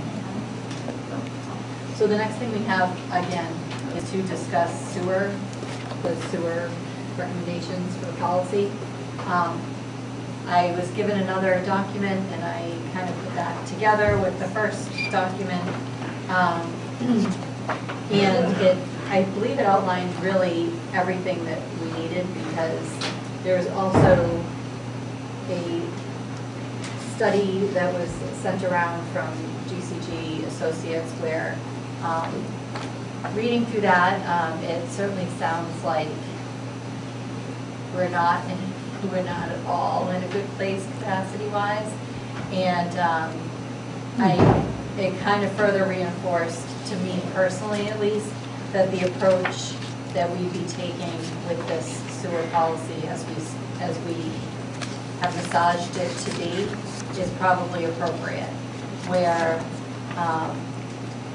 in a nutshell, we'd be saying that new projects would be new projects would be pending a septic or package plan, except for the criteria that we outlined, which would be on the short list of things we would consider if allocation was, if there was anything to allocate. Yeah, Are there any questions Yeah. on what we have? Should we make more edits? The only thing that I didn't make any edits to is that table of fees, because I still don't know what all of those are. But the fees that I did note in there was the $50, I'm not going to say what that is right, hold on. $50 fine fee for, getting there. The reserve capacity fee of $50 a year. The connection fee for residential properties and the connection fee for commercial and industrial. So those are the only specified 3 fees, and I did leave the reserve capacity fee at $50 still. Yeah, I guess my thoughts on it start at the top. I think on page 2, in the, right after allocation policy purpose, Yep. second line says may send up to 100,000 gallons. I believe that's 628,000 gallons based on the GCG number that I saw. So I saw that one there. And then I would recommend just removing that $50 fee entirely, because after Jim sent out that, if you want to come up, Jim, I'll thank you up here, but from, but that GCG report was absolutely perfect. It was like an 8-page word problem in math that I was able to play with, and actually there's only 152 parcels right now with betterments that are in the plan, so 152 parcels, it just doesn't make sense. It seems like it's more of administrative To build. to bill Yeah. than to recoup $600, you know? Yeah. So, or not 600, but $6,000. But anyway, yeah, so but when I was going through it, I was looking at it, and I started backing things out, you know, because of computing capacity. And I looked at that GCG, and I didn't think we were in that bad a shape once we make some changes. Right now, you're right, we're at 108% of our capacity right now, which is a problem. But, I mean, if we immediately remove parcels without betterments, because we're not required to reserve space for them, that knocks 81,000 gallons right off the, per day, right off the top. Then if we assume that the parcels, then we assume that when parcels do connect, we get to 55 gallons, not 110 gallons. That knocks out another 48,000 gallons when the projects that are in plan, I've got 2 numbers in here. Yes. Yeah, but anyway, it gets us down to about 80% once everything's done. The only question I had on it, and Jim, you may have to come up, the Cottage Street property, what was that project? Is that approved for sewer, or is that pending approval? That was the one I didn't know. That's the Tresca Brothers, that's not approved It's yet. not It's approved. not approved for sewer yet. No, but Well, the board approved it, given them the sewer extension. Okay, But it's not a planning board Right. approved yet. okay, so thank you, So it is because, approved for our purpose. yeah, so that gets Yes. us to 80-something%. You know, once all that happens, some of it's going to happen immediately. I mean, if we voted to, you know, not count parcels that haven't paid a betterment, that knocks 81,000 gallons right off. As Glen Ellen and other sites connect and they actually fall to 50%, not the 110 gallon, but 55 gallon, that'll knock another 48,000 off when they connect in the next 3 to 5 Yeah. years. And then eventually, people on Clues Road and other places that have paid the betterment, that are just waiting to connect, may or may not connect, but that's 28,000 gallons saved when they do connect. So I yeah. get us to about 80%, 85% now because of that Tresca parcel, but I didn't include that one. So to me, that worked out to about, I think I figured if we stayed at 90% of our capacity, that put us at about 1,000 bedrooms, give or take, which, you know, is 300-ish, 400 homes, depending on how they're built. So I thought we'd be in good place over time. I think the sewer, what are we calling this? Our policy, I think, is critical because it'll keep us in a good place.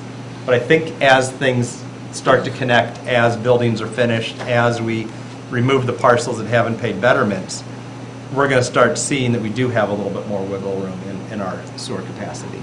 I had, Yeah, go ahead. I have the same, I backed my numbers out a little bit differently. I show that if we remove the same as you, remove those parcels without betterments, Yep. right?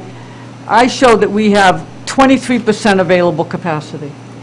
We remove them, everybody else stays on board. What did you say, 80%? I got the So- 21% available Yeah. capacity, so. So, here's, okay, so they show, what, 235, okay, capacity availability, we, on real average terms, not 110, 55. We have 147,600 gallons, which translates to 23%, which is about, round up a couple points, a quarter capacity Right. available. So, I've said this before, I'll say it again, I don't, we have a yin and a yang here. We got the one that says, oh my God, we're getting to the cloud, we got to do something. And then we have the ratepayers that are complaining that they're paying because they're not, there's too much sewer available. So we need to, right, and we need housing. Right. I just read a report from 2019, November, we're desperate for housing, all kinds of housing. So we can get up to, you know, I know Charles River says 80%, you start to panic. I'm not buying that. I was getting worried at 90-ish. 90-ish. Yeah. 90-ish. Yeah. So I don't understand the moratorium right now. That's just me. I think we invite building. I'm not just saying that as a building. Everybody's saying, oh, I mean, the town needs housing. End of story. So we're in good shape. Now, globally, you get to 90% or 95%. It's not good. The goal is not for a town, for everybody to be on sewer. Now we're learning that septic is better for a community, right? So there's a mix. So this panic that, you know, we run out of sewer and a developer comes in, oh, I did septic. I mean, septic works for 30, 40, 50 years, probably as long as sewer, and it helps the environment. So the whole picture is Millis is in a good place, and there's no need to panic that we are out of sewer. So let me ask you this, though. So having said all of that. Yes. In the policy on the first page. Yes. The priorities for the sewer connection and approval. Yes.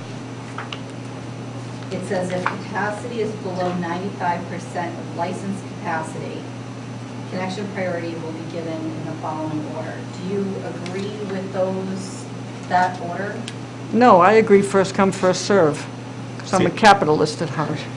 And I think that we do, I agree with some of that, but I do think that we have the opportunity to use the septic to guide where more development would be beneficial. And we're looking, and when Bob comes back, we will be back again. Yeah, well, so that's why I was focusing on town center areas to start with. Yes. Multifamily and town center areas. Yes. With more 40B. But that doesn't exclude the other ones. It's just No. a priority order. Yeah. Right, well, no, you're right, sewer's not going to work downtown. I mean, septic's not going to work downtown. You have no option but Yes, sewer. so So I was you trying to need- reserve my sewer for where I get it's that. required. I So get that. I think we agree on that point, but, and the people that have paid a betterment have to have the right to connect, so they're done. There's no discussion. Yes, about that. and I'm glad you don't want that $50 a year. It was too small of a number. Too small, Too small of good. a number. If that was another Yep. zero on the end, I would have considered Yeah. it.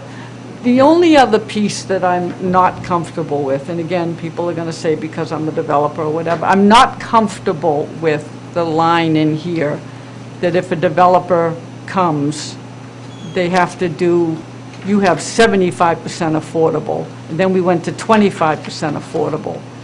We took it out now, I think. All of it? All the affordable? I think it's only Yes. mentioned in the priorities. Okay, good. Priority scale. Yep, Okay, I like that. okay. We're deep Yeah. down in the heart of No, capitalists. so the only thing that references that Yep. is in that Priority? priority order. Okay. Then I have one other point. Okay. Don't you think that prior to nailing this down, we should have a conversation with the planning board? I'm uncomfortable. I agree with that. We're bumping into zoning here. I think that would be worthwhile. And the only reason we have the moratorium in place was to get this in Yep, place. So I know the that. minute we meet with the planning board at a joint meeting or however we choose to do that, we present this, hopefully they like it. If they don't like it, we still can present it. Yep. Let's at least get feedback. Yep. And then we can rescind the moratorium as soon as we have this in place. So, I also, based on recent history, would like to make sure that we have an opportunity to kind of publicize a meeting where public could come and Weigh in. speak to this, or, you know, get educated on this prior to putting everything in place. And I think it also needs to be made clear that we're not forcing anybody to hook up at this time. Yes. Well, it's going to naturally happen, actually, where currently there's the regulation with the Board of Health that if they fail Title V or their septic fails and they have the hookup, they need to hook up. So that's going to happen naturally.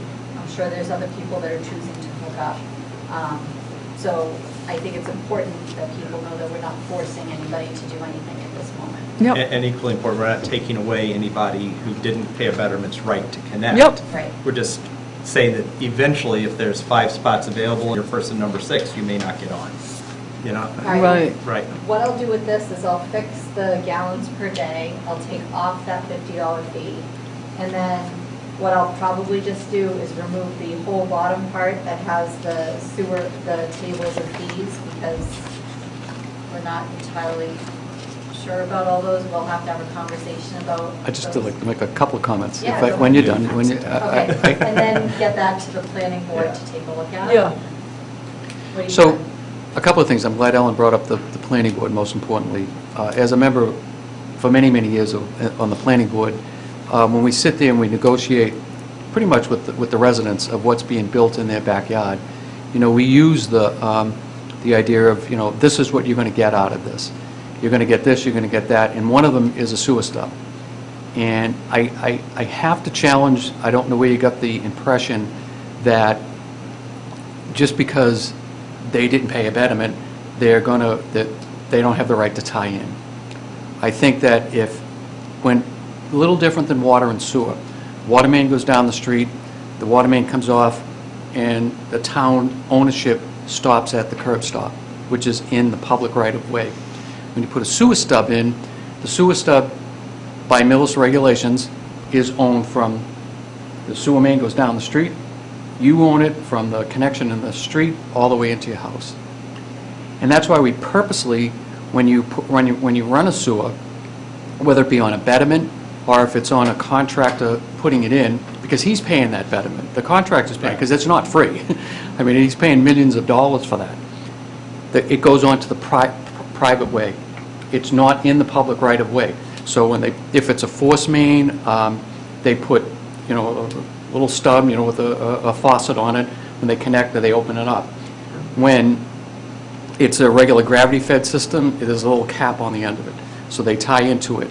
So I just don't, if it was me, and I had the right, which I do have the right to tie it because the contractor brought sewer, and I fronted, even though I'm on septic.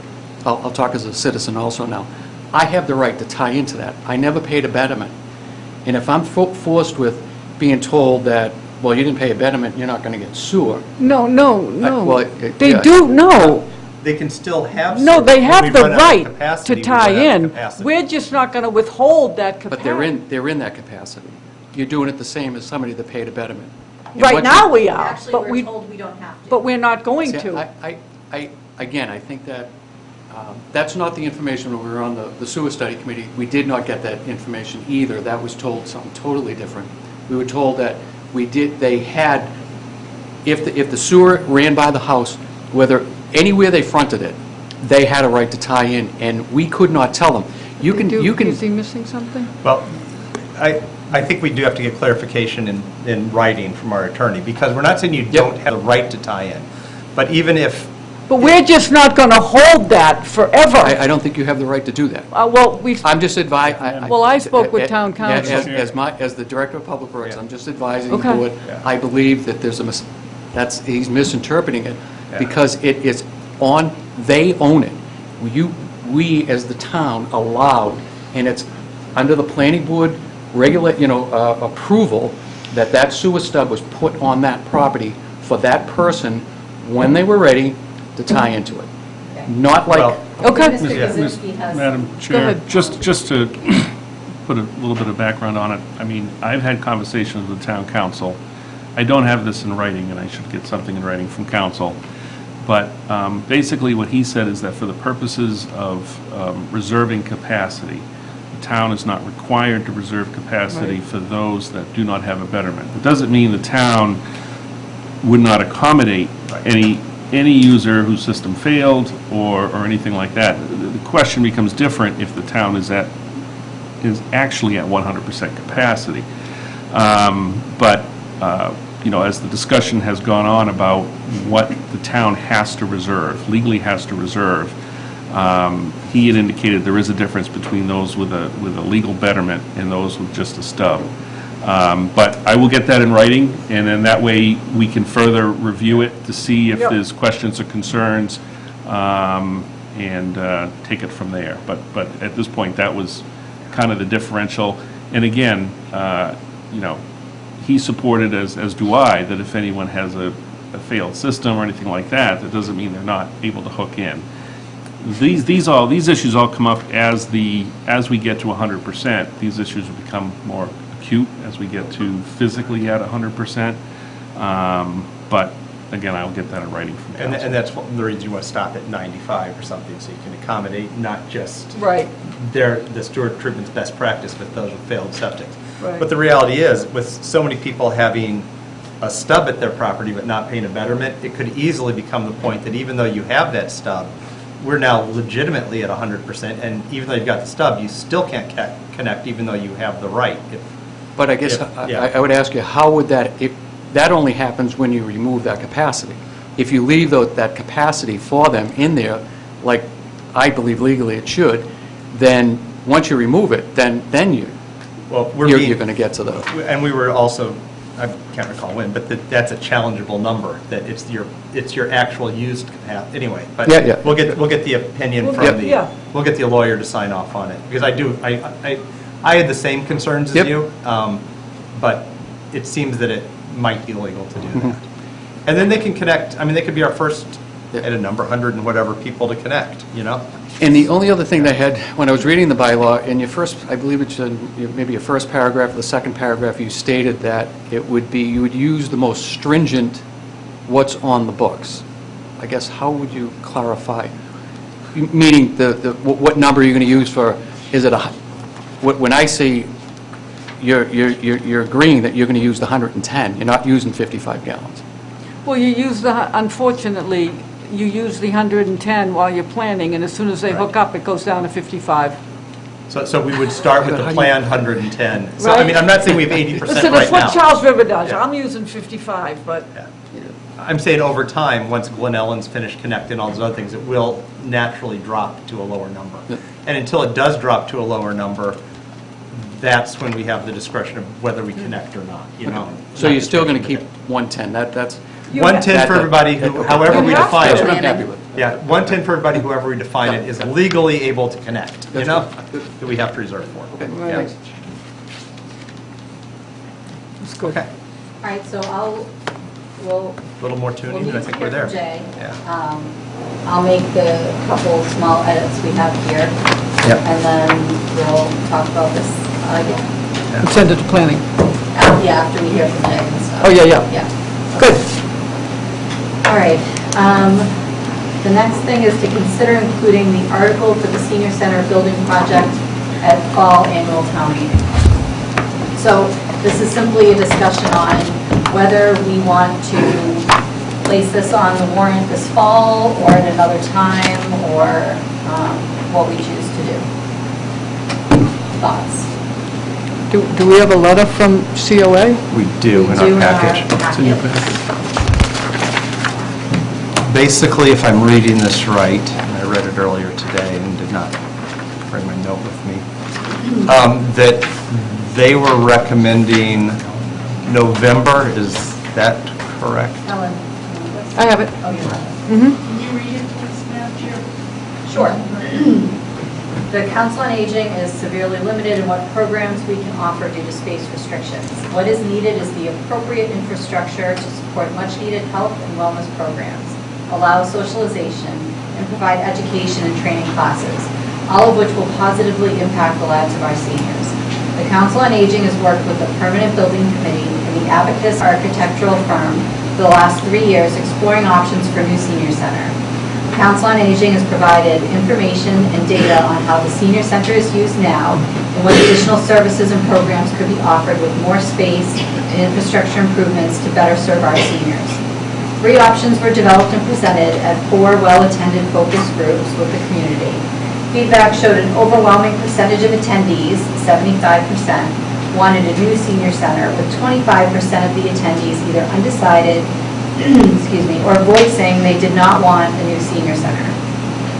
The input we heard loud and clear from the participants who were undecided or did not want a new center was the cost and impact on property taxes during this difficult economic time as the major deterrent for their support. Our seniors have supported every initiative in that Millis has put forth, including the high school and fire station renovations and the Clyde Brown Library and Police Station new constructions. It's our time. At our August 11th meeting, the board had unanimously agreed that the Cassidy option without the gym would be our recommendation to the select board for the November town warrant.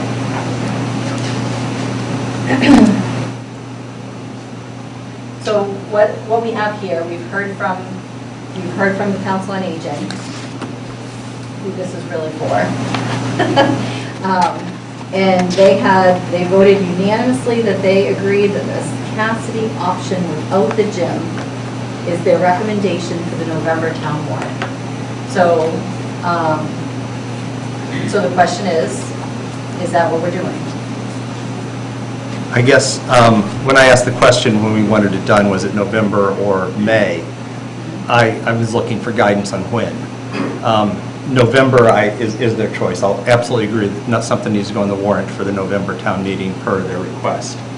I'm curious why the option that was selected by the focus group was not the one that's being endorsed. What was the rationale behind selecting a smaller option, which honestly, I think was, I'm just curious the reason that one's being selected. Sure. So my name is Elizabeth Derwin. I live at 16 Middlesex Street, and I'm a member of the Council on Aging Board. So as the note explained, there were 4 very well-attended sessions. 57% of the people voted for Cassidy Farm, if you combine the 2 options. So also in our note, it was explained that we heard very loud and clear that the cost was a problem with people. So we agreed that going with the less expensive of the 2 Cassidy options at without the gym would be the prudent thing to do, to acknowledge that we heard people who came to the meetings. Okay, and my thought, and so the use of this building without a gym, to me, strikes at me as very limited. I mean, is it going to be a senior center 40 hours a week, Monday through Friday? Because without a gym, it doesn't have that broader community appeal. It doesn't have those other things that made it seem like cost-effective. It does have meeting space for people to use. It doesn't have a gym, but some other information that we got is that the Clyde Brown gym is actually fairly underutilized as a gym space that's available in town. And so we thought to add another gym that may not be utilized in response to the cost portion. But certainly to your other question, any groups that need meeting space, potentially a dining area, there's also be a kitchen area, those groups could certainly still make use of the space. And then if we're going with meeting space, why not go with this building as an option where we have the, expand the meeting space in this building, cut down on the operational costs considerably, because we won't be heating a new building, we won't be having janitorial. You mean why we didn't choose the VMB? Why didn't you choose the VMB? It seems to me you've picked the option that gives you a standalone building, but with none of the cost benefits you get from doing the VMB or the accoutrements you get with the new gym. Right. So it's kind of... So feedback from the focus groups, as I said, 57% of the people chose Cassidy Farm. And the main pros of choosing Cassidy Farm were certainly that it was new construction and that we weren't undertaking something to add on to a very old building. That parking was certainly a concern here. And also, if we built it here, it's a 2-story structure, which is not ideal for a senior center. So those things all came up, and there was a lot of comments on the advantages of new construction, as well as the disruption to a senior center for probably an 18-month period while the VMB construction would be going on. There are certain essential services that have to happen out of the Council on Aging, and if that whole area is under construction, that's greatly compromised. Those were the main reasons for choosing Cassidy over the VMB. And did the Council on Aging endorse the $100,000 or $50,000 operational override to increase the cost of running this building as well? Did we approve it? Well, was that considered? I mean, there's going to be so much additional cost, and that was presented at each of the meetings. I attended 2 of them, so I know it was at least half of them where it was discussed that there needs to be an operational override with this. Well, Yeah. does it have to be an operational override, or is there potential to reprioritize the spending that goes on in the town as is and spend more money on the Council on Aging than that's being spent right now? I'll push that back. Where's the cut going to come? I mean, police, fire, DPW, schools, library. Everybody wants us to cut somebody to fund them. I know, And but- eventually that is unsustainable. Yeah. But here's an interesting fact. Yeah. 30% of the population of Millis is 60 or older.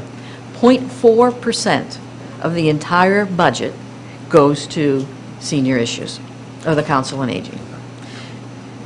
So I think it's fair to say that there's the opportunity to revisit maybe how the money is distributed across the different organizations in town. And 0.4% for 30% of the population seems pretty light. But what's the percentage that actually use the services? And if we're going to have an increase in services here, it's going to have to be an increase in usage. I mean, I fall into your category. I went in there, other than my official duties, once to ask one question, which, that's the only time I've ever interacted with the Council on Aging. You're not going to get a lot of people 65 and under going in there, would be my guess, no matter what you build, unless it's open evenings and weekends. And this building on Cassidy seems to me, not this permutation without the gym, seems to be very limiting on who you're going to attract. But, and I'm torn. I mean, I don't know if I just, put a building on the ballot. There needs to be something on the ballot for November. I absolutely agree with that because we've come this far and we have to do it. But, I don't know if I put something on that I absolutely think is the worst of the 3 choices personally. So I think there's also, and thank you. Sure. I think there's also an option to not necessarily put it on the November ballot, but on the May town election ballot. So we could still have it on the warrant for the fall town meeting and then do the ballot work in May. Well, I guess that's why I'm wondering, the town warrant, the town meeting, putting in a November town meeting to get the vote started, get it going, and get it moving, so we can decide what they want to do. Because it's going to either, It's crucial that this go on November Right. town meeting, number one. Number I totally two, agree with that. a couple of weeks ago, Craig, I thought you said that the client was the COA, and that maybe you weren't personally for it, but that you would respect the client. For the date that it goes on the warrant, for the people that are going to push for Not it. for their I was assuming we're going with what the focus group that was run was coming back with. I said I'd absolutely respect their date, because they're going to be the ones that have to campaign for it. And I'm torn. I can put this out there, and it won't be an ambiguous opposition for me. It's not, in my opinion, the right choice. It doesn't meet enough of the community needs to be a community center, and it increases our operating costs considerably for this option. Out of the 3 available, this one seems to be cut the baby in half. The operating costs are the same for VMB as Cassidy Farm, 150. That's no different. No, 100 or 50,000. It would be less for this building, because you would not need to hire cleaners, you would not, you've already got the cleaning staff coming in. But either way. Okay, either way. Yeah, let's reel this back. Yeah. All right, either way, we can take a motion to put something, I guess we have to decide which option we want. Could I just Yeah. make one comment? Yeah. Before you make. Come up. Come up. Christine McCaffrey, 21 Jameson Drive, Vice Chair of Council on Aging. One of the topics that has come up is the amount of usage of the center. I think the number has been thrown around 60 to 70 people a day, somewhere in 60 to 70 people a day use the center. That does not include Meals on Wheels, which is a huge service that's provided by this town that comes out of the center downstairs. With a new center, a new kitchen, it's going to be so much easier. They're trying to do all these meals in this little tiny kitchen.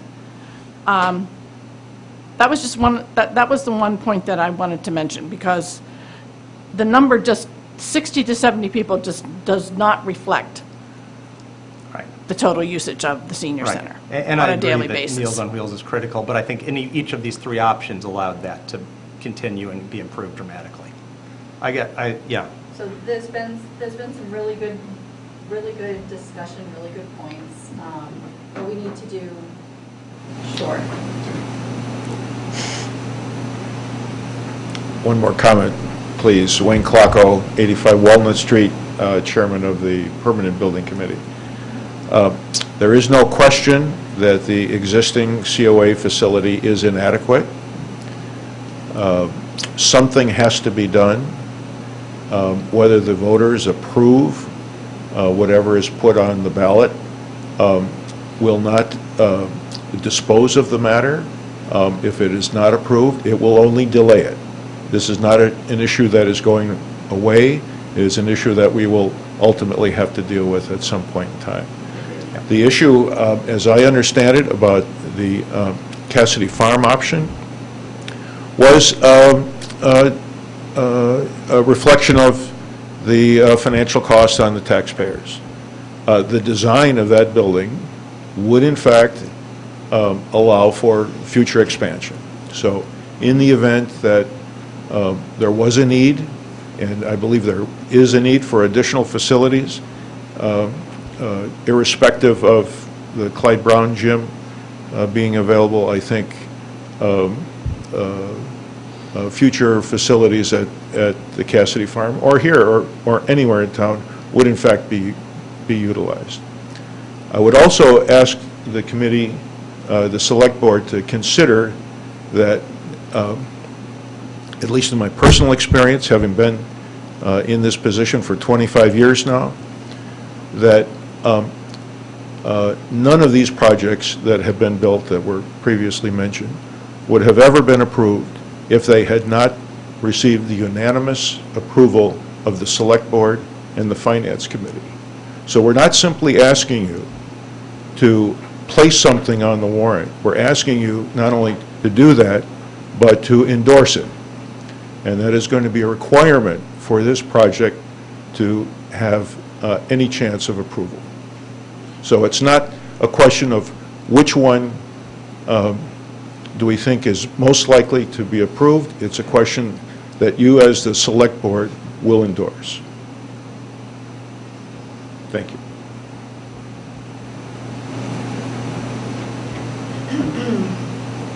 Well, that makes that a little bit more complicated. Yeah, you got some just coming up, but. Okay. Good evening, my name is Paul Simpson. I live at 52 Island Road.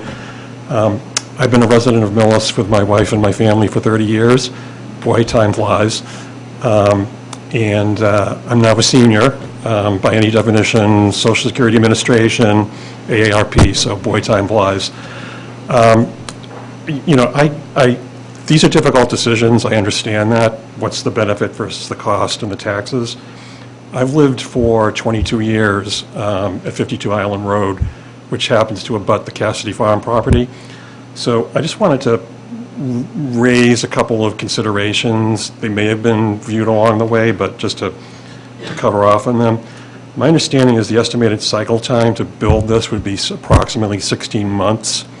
So this would be a huge effort, both from a time and expenditure perspective. So what would be the impact on local traffic? I have to assume that, like, Route 115 would probably have, on Exchange Street, would probably have closures or disruptions over time, which would impact both the local residents in that neighborhood and the residents at large. So that's one. The second, pardon me, this is the first time I've ever spoken before the Select Board, so bear with me.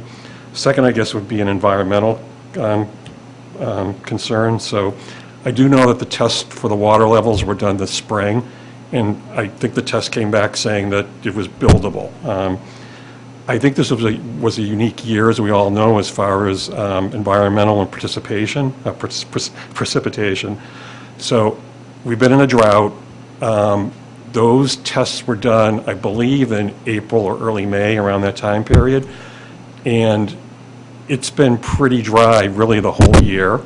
So I wouldn't question the test results themselves, but maybe at the time that they were done. And again, having lived in that area for 20 years, in a normal year, that field for several months out of the year is pretty much a swamp. It's very moist. There's a brook that dissects the property and runs into the neighborhoods.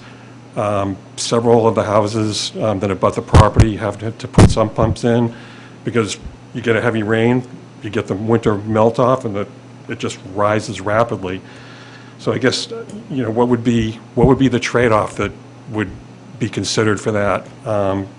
Anytime it seems like there's new construction in the area, it affects the water tables and the residents and the water problems that they have. And I guess also, has there been any consideration for testing for contaminants or any other types of pollutants in that area? It's an old area. Any type of runoff from other, from I guess it used to be an old gas station many years ago. Has there been any kind of runoff or contamination that might have filtered down? I don't know if any of all this has been considered. And then the third is just from a wildlife and aesthetic point of view. This field is used by all sorts of animals: deer, foxes, coyotes, geese, you name it. And it seems like their inhabitants there has increased over the last few years. I don't know why. I can only speculate. We do certainly have a need for housing in the town, but I think this town has always done a good job of balancing, the housing and construction and development needs versus, the conservation needs. Is anybody considering what the impact would be of building on that field with all this wildlife that uses it and continues to use it? And then I guess my other question would be, I guess that was it. Those are my three main questions. I think as an elderly resident, it's a catch-22 because, certainly our elderly population is increasing, but the tax burden on those elderly with fixed incomes has really been increasing over the years too, particularly with the recent override. So, it's a balance of costs and cost, being able to live in the area in retirement versus, an increased tax burden. So, anyway, thank you. Thank you for your comments, we appreciate it. I can try to get some answers to those questions. Unfortunately, I definitely don't have them right now, but I can follow up. I have a question for Mr. Guzensky. Okay. Is there, because I don't believe we're going to be able to rebudget $100,000 out of other budgets. I just don't think that's going to happen. It's been too tight for too many. I don't think we can budget $100,000 from other budgets to cover any increased operating cost, or $50,000 even. I think there has to be the operational override that's been talked about since day one with this, if it's going to go forward. Is there a way to link the two so that without both, it doesn't move forward, or, because I'd only put this on with the other half of it. I have to say something. I don't think,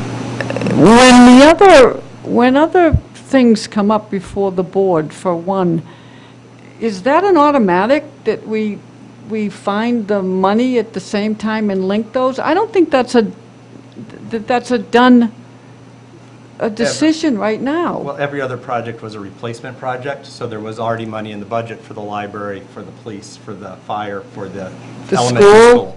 School was a replacement project. Now, it didn't cover all of it. But we have an operating budget now for the senior center, don't we?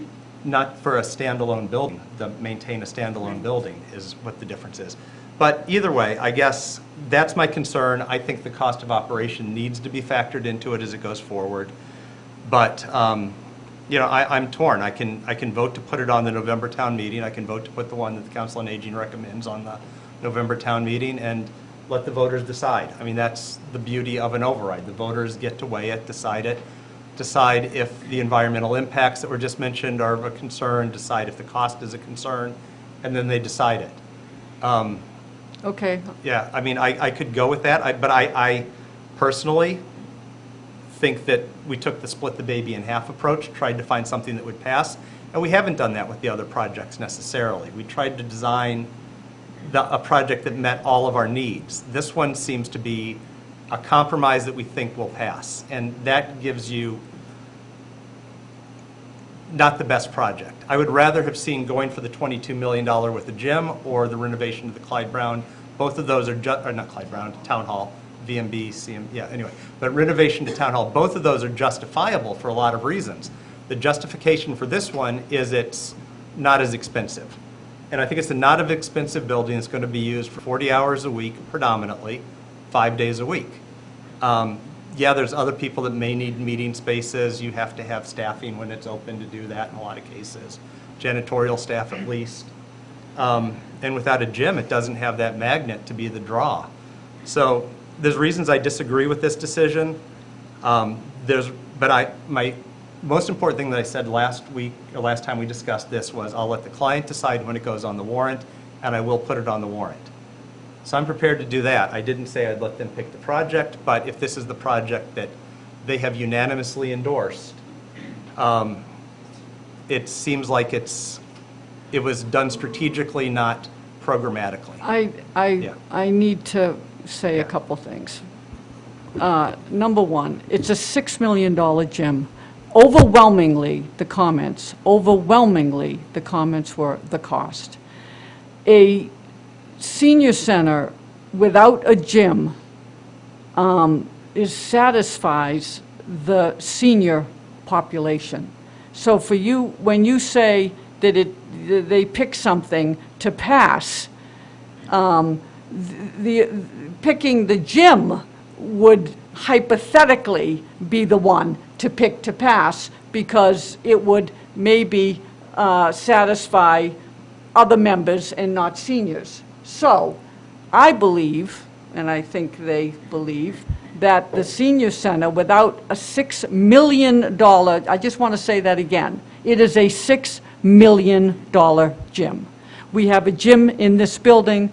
We have a gym at Clyde Brown that is underused. A $6 million gym is not going to help the senior population, the 30% that this building is, I would think, designed for. So this was not picked to pass. Yes. And I'll take exception with the gym and the 30% number. Honestly, I don't think you'll ever, 30% of the population may be over 60. Yes. 30% of the population is not going to use that building. No matter, it's just not. I mean, we Well, let's see. yeah, well, then it's not big enough. But then, and the gym at least provided benefits for others in the community and the seniors who play pickleball in it. They're Okay. going to lose that piece, and it's not going to be added later, because I'm not going through this again for a $10 million gym in 5 years, So might I make inflating it. Yeah, you know? just one other point. Yeah. The other point about Cassidy, this is crucial.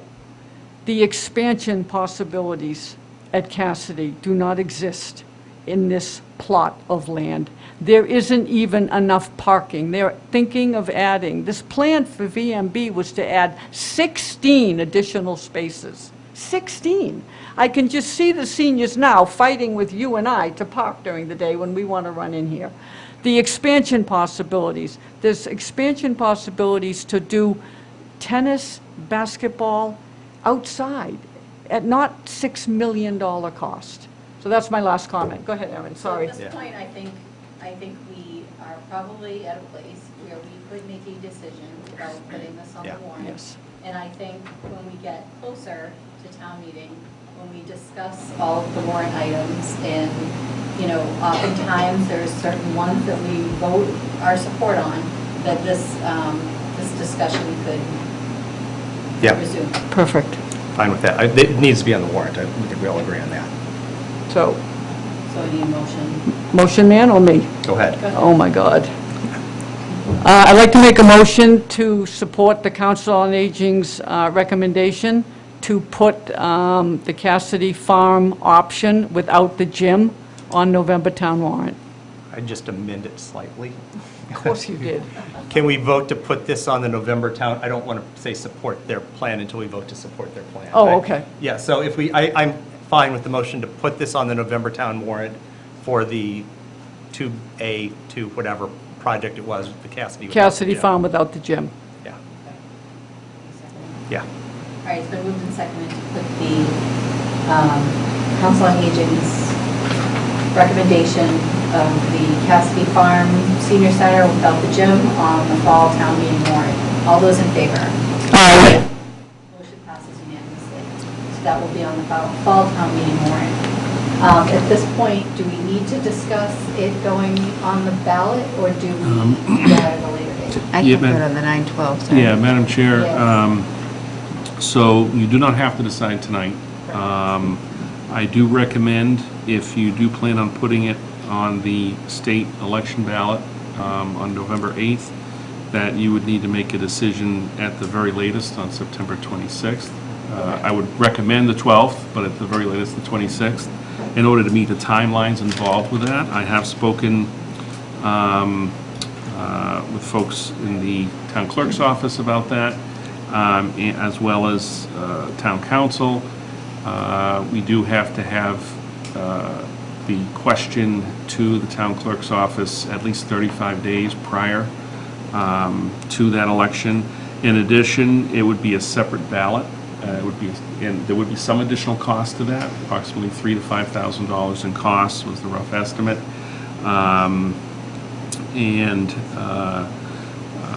There would be, because of that, there'd be a need for some additional staff on election day, as well as some other costs for printing and so forth. And I also want to let the board know that I did confirm with town council this afternoon. The board does have the option to also have, look at a special election as opposed to putting it on the state election. The board also has the option to put it on the annual town election next May. Those are all just policy decisions that the board is going to have to determine what's in the best interest of the community, but you do have those options. There is no tight clock as far as the town meeting. If the town meeting were to approve the debt exclusion, you have, I believe, until the next September 15th to actually hold an election. So from a Okay. legal perspective. Are we talking about the other, So it needs to be, it's a two-part process. right, but are we Yes. talking about changing, Not tonight. not tonight? No, that's on Right. the 12th. No. Perfect. I do have a question about that with the timing. If it didn't go on the ballot till May, would that increase cost of the project? And, because I know our costs were predicated on a November vote. I mean, I would assume. I would assume it would, but I'm not asking it to be quantified, but I'm assuming that I'm seeing. It would be we've just an added increase, 6 yes. months of a delay. Yeah. Most likely. Yeah. Okay. I'm not saying it's a deal breaker or not, but I think that we have to be very careful Right. of the amount we pick to put on the warrant and get that right if we're going to do a May, ballot, because there could be an escalator in there that we have to consider. Okay. Yeah. And we'll talk about that on the 12th. Yep. Yeah. Okay. All right. Thank you for the lively discussion. Yeah. Just that.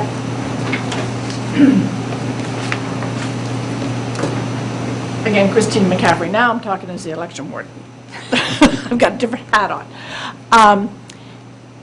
If you decide to put it a November ballot, Yeah. two ballot election, it's a double election. Town meeting's the day before. You were going to discuss that That on we're the going to talk 12th. about on the 12th. That's what it wasn't on the. Right, the On 12th. the agenda, so, Yeah. So we'll do both of them. 12th. okay, we have to respect our election workers. I know, Yeah. Okay, thank you very much. okay. All right. So next we have review and approval of the common victualler license for Luca's Italian Deli. Ms. Beret. So this is an easy one. Luca's Italian Deli, this is the Italian groceria that was just purchased by new ownership. It is now Luca's Italian Deli, so the board just simply needs to Where? approve the, so the Italian Oh, groceria. Isabella's? Yeah, it used to be Isabella's Italian Groceria, now it is Luca's Italian Deli. I believe that the people that bought it actually worked at the Italian Groceria. Oh. So they're keeping a lot of the things similar, I believe similar sandwiches and whatnot, but this is just this is just paperwork, basically. You're just approving the common vic. Okay.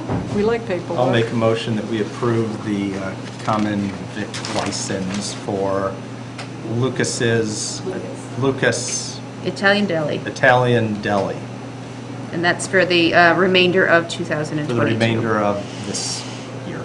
Correct. A second? It's been moved and seconded to approve the common victualler license for Lucas Italian Deli for the remainder of 2022. All those in favor? Aye. Motion passes Since we unanimously. proactively signed it.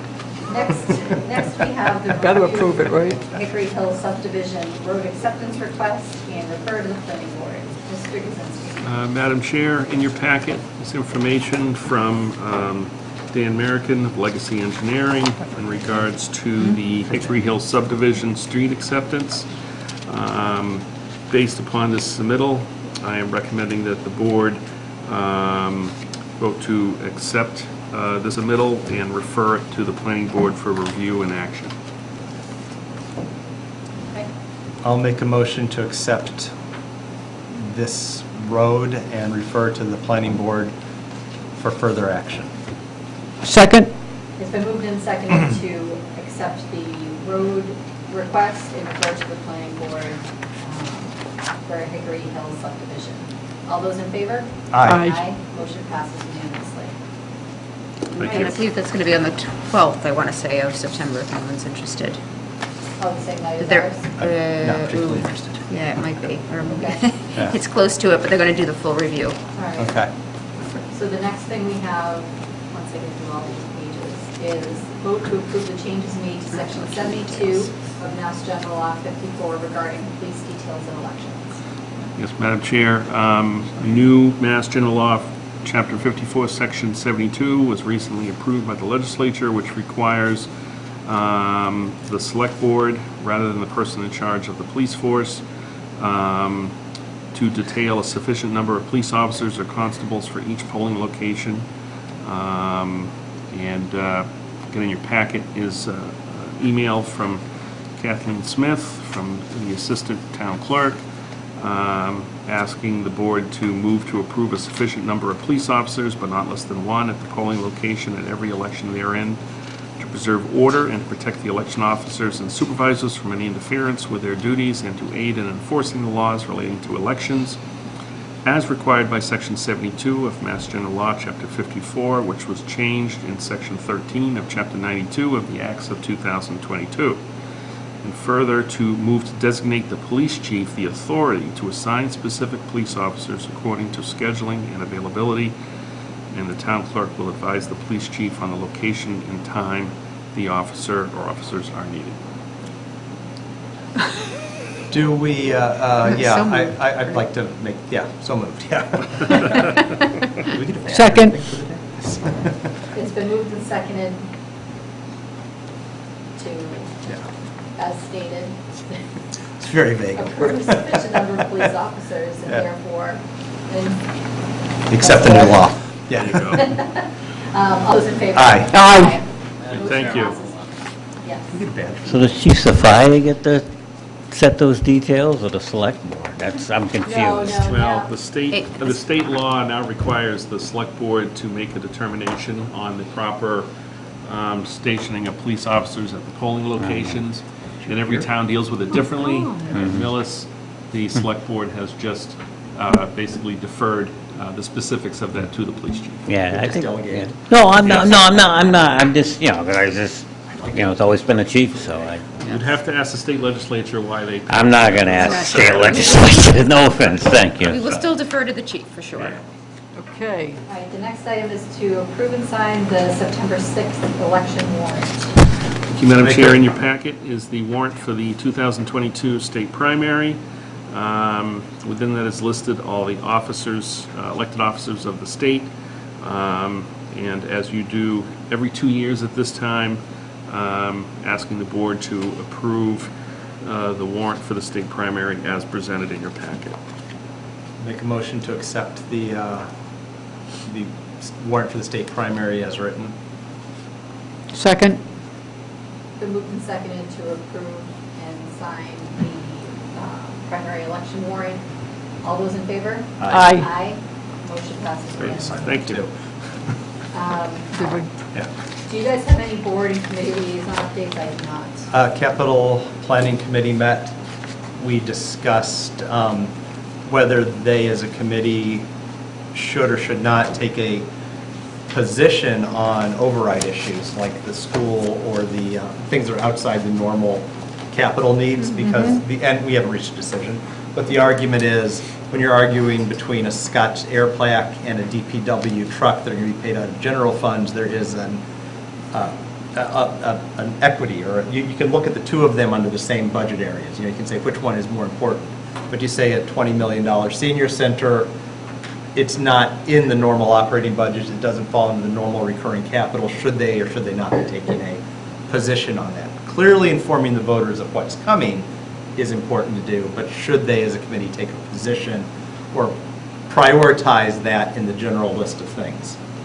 And there was an argument that it's so far out of the scope of any other purchase you're ever going to make, it doesn't really fall into that. So to be determined, more discussion to be had, because especially with the school and the Council on Aging Senior Center coming online, Right. that'll be an important consideration, because if they went through and evaluate and rate it, honestly, do you want them rating it using their scale, which is critical need and all those other things? So that's the conversation that was had. We are going to start meeting almost weekly in September. Oh my God. Didn't know that, huh? But we will have a list to this committee early, and we will, as early as possible, and then we'll start reviewing it. And then there was one other committee that met. Believe that the Economic Development Committee met, and we did vote to put in 20 Millis beautification signs. Oh, Or some number. The price went up dramatically. right, but I'm, There a lot of debate Yeah. on 1, 2, or 3 birds. Jim McKay and I opted for 1 bird. And the signs are being printed, and a Yes. number of signs are being printed. He has it in his been a long budget. time He's going to do it, yeah. These signs. isn't Brutus making those? No, his No his longer. guy, the cost went up dramatically there. Right. It's just as easy for us to get them done through a private, through Oh, Jim good. McKay's company or Oh, connections. okay. It's like $3 more than Brutus's, and we can just send it off as a normal project. Okay. So, Congratulations on the birds. thank Yeah, you. thank I you. made Good the job. executive decision of Good job. One bird? Yeah. One bird it is. Less clutter. Yeah. Good job. Sometimes less is more. I had a couple meetings. You did? I did. Almost as exciting as his. No birds. Energy. They meet a lot, by the way. So thanks for telling me that when, I volunteered for it. No, you didn't? Talked a lot about solar, but more interesting than that, we're going to have a meeting. I met with, I have a guy, as you know, who takes care of all of my stuff, and Bob Weiss, and he and I met here for an hour, and it was a great meet. One of the largest, he probably works for the largest sort of brokery company out there. Anyway, we're all going to meet again with Mike, and he can put us on a path to getting to net zero and tell us how to do it, and I'm excited. That's exciting. And then the second one was that Norfolk committee. Oh, my God. First of all, Remember, we are televised. I know. First of all, I don't know anything about this. I had to vote. Oh. I had to vote on things that I know nothing about. And it was an emergency meeting. There are like 30 or 40 towns involved. They take a roll call from A to W.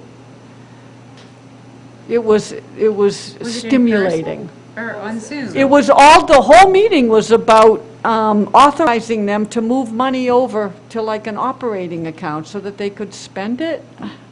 And I'm voting on things I don't know any. Is it on Zoom? Yes, oh my God, thank God it was on Zoom.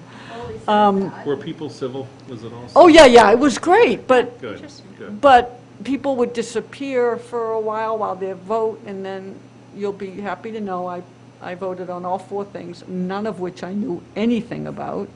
I voted on, like, accepting the minutes of the last meeting that I was not at.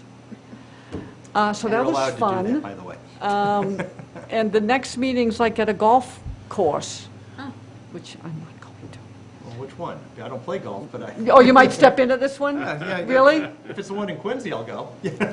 Anyway, it was good. Well, thank you for going. You're welcome. All right. Seriously, if it's in Quincy, I'll go. I'll let you know. Our next one is review and approval of water and sewer commitments.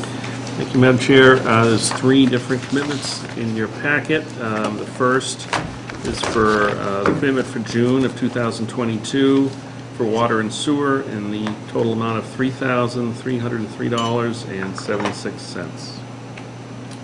Ask for your approval of that. Okay. Make a recommendation, make a motion, we approve the water and sewer commitment for $3,303.76 for June. Second? Been moved and seconded to approve the water and sewer commitment for June 2022 in the amount of $3,303.76. All those in favor? Aye. Aye. Motion passes unanimously. Great, thank you, Madam Chair. The next one is a commitment for July of 2022 for water and sewer, the total amount of $4,387.43. Go ahead. I move that we approve the water and sewer commitment for July 2022 in the amount of $4,387.43. Second. Been moved and seconded to approve the water and sewer commitment for July 2022 in the amount of $4,387.43. All those in favor? Aye. Aye. Motion passes unanimously. Great, thank you. And the last one is a quarterly bill run commitment for August of 2022 for the first quarter of fiscal year 2023 for water and sewer and the capital assessment for $931,344.69. I'd strongly urge a comma in there, really helps with the reading. I know, right? Okay. And I'm a guy that works with numbers all the time. All right. I make a motion that we approve the commitment for, is this water and sewer? For water and sewer for $931,344.69 for the first quarter of 2023. Thank you. It's been moved and seconded to approve the water sewer commitment for the first quarter of fiscal year 23 in the amount of $931,344.69. All those in favor? Aye. Motion passes unanimously. Next, we have the approval of some minutes. I'm going to actually defer the June minutes because I did find an edit that needs to be made in there, so we'll just do that in the next one. But if you guys had a chance to make it through the August ones, I can take a motion to approve that. Yeah, I'll make a motion to approve the August minutes as written. Second? Been moved and seconded to approve the August 2nd, 2022 minutes. All those in favor? Aye. Aye. Motion passes unanimously.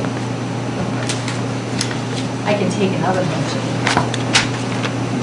Do we have to go to executive session? No. You do not. I'll make a motion, we adjourn. Second? Been moved and seconded to adjourn. All those in favor? Aye. Motion passes Yeah. unanimously. Thank you, everybody. Mike, we have union on Wednesday, right? That was Are you great. still all set for that? Yes. That was great.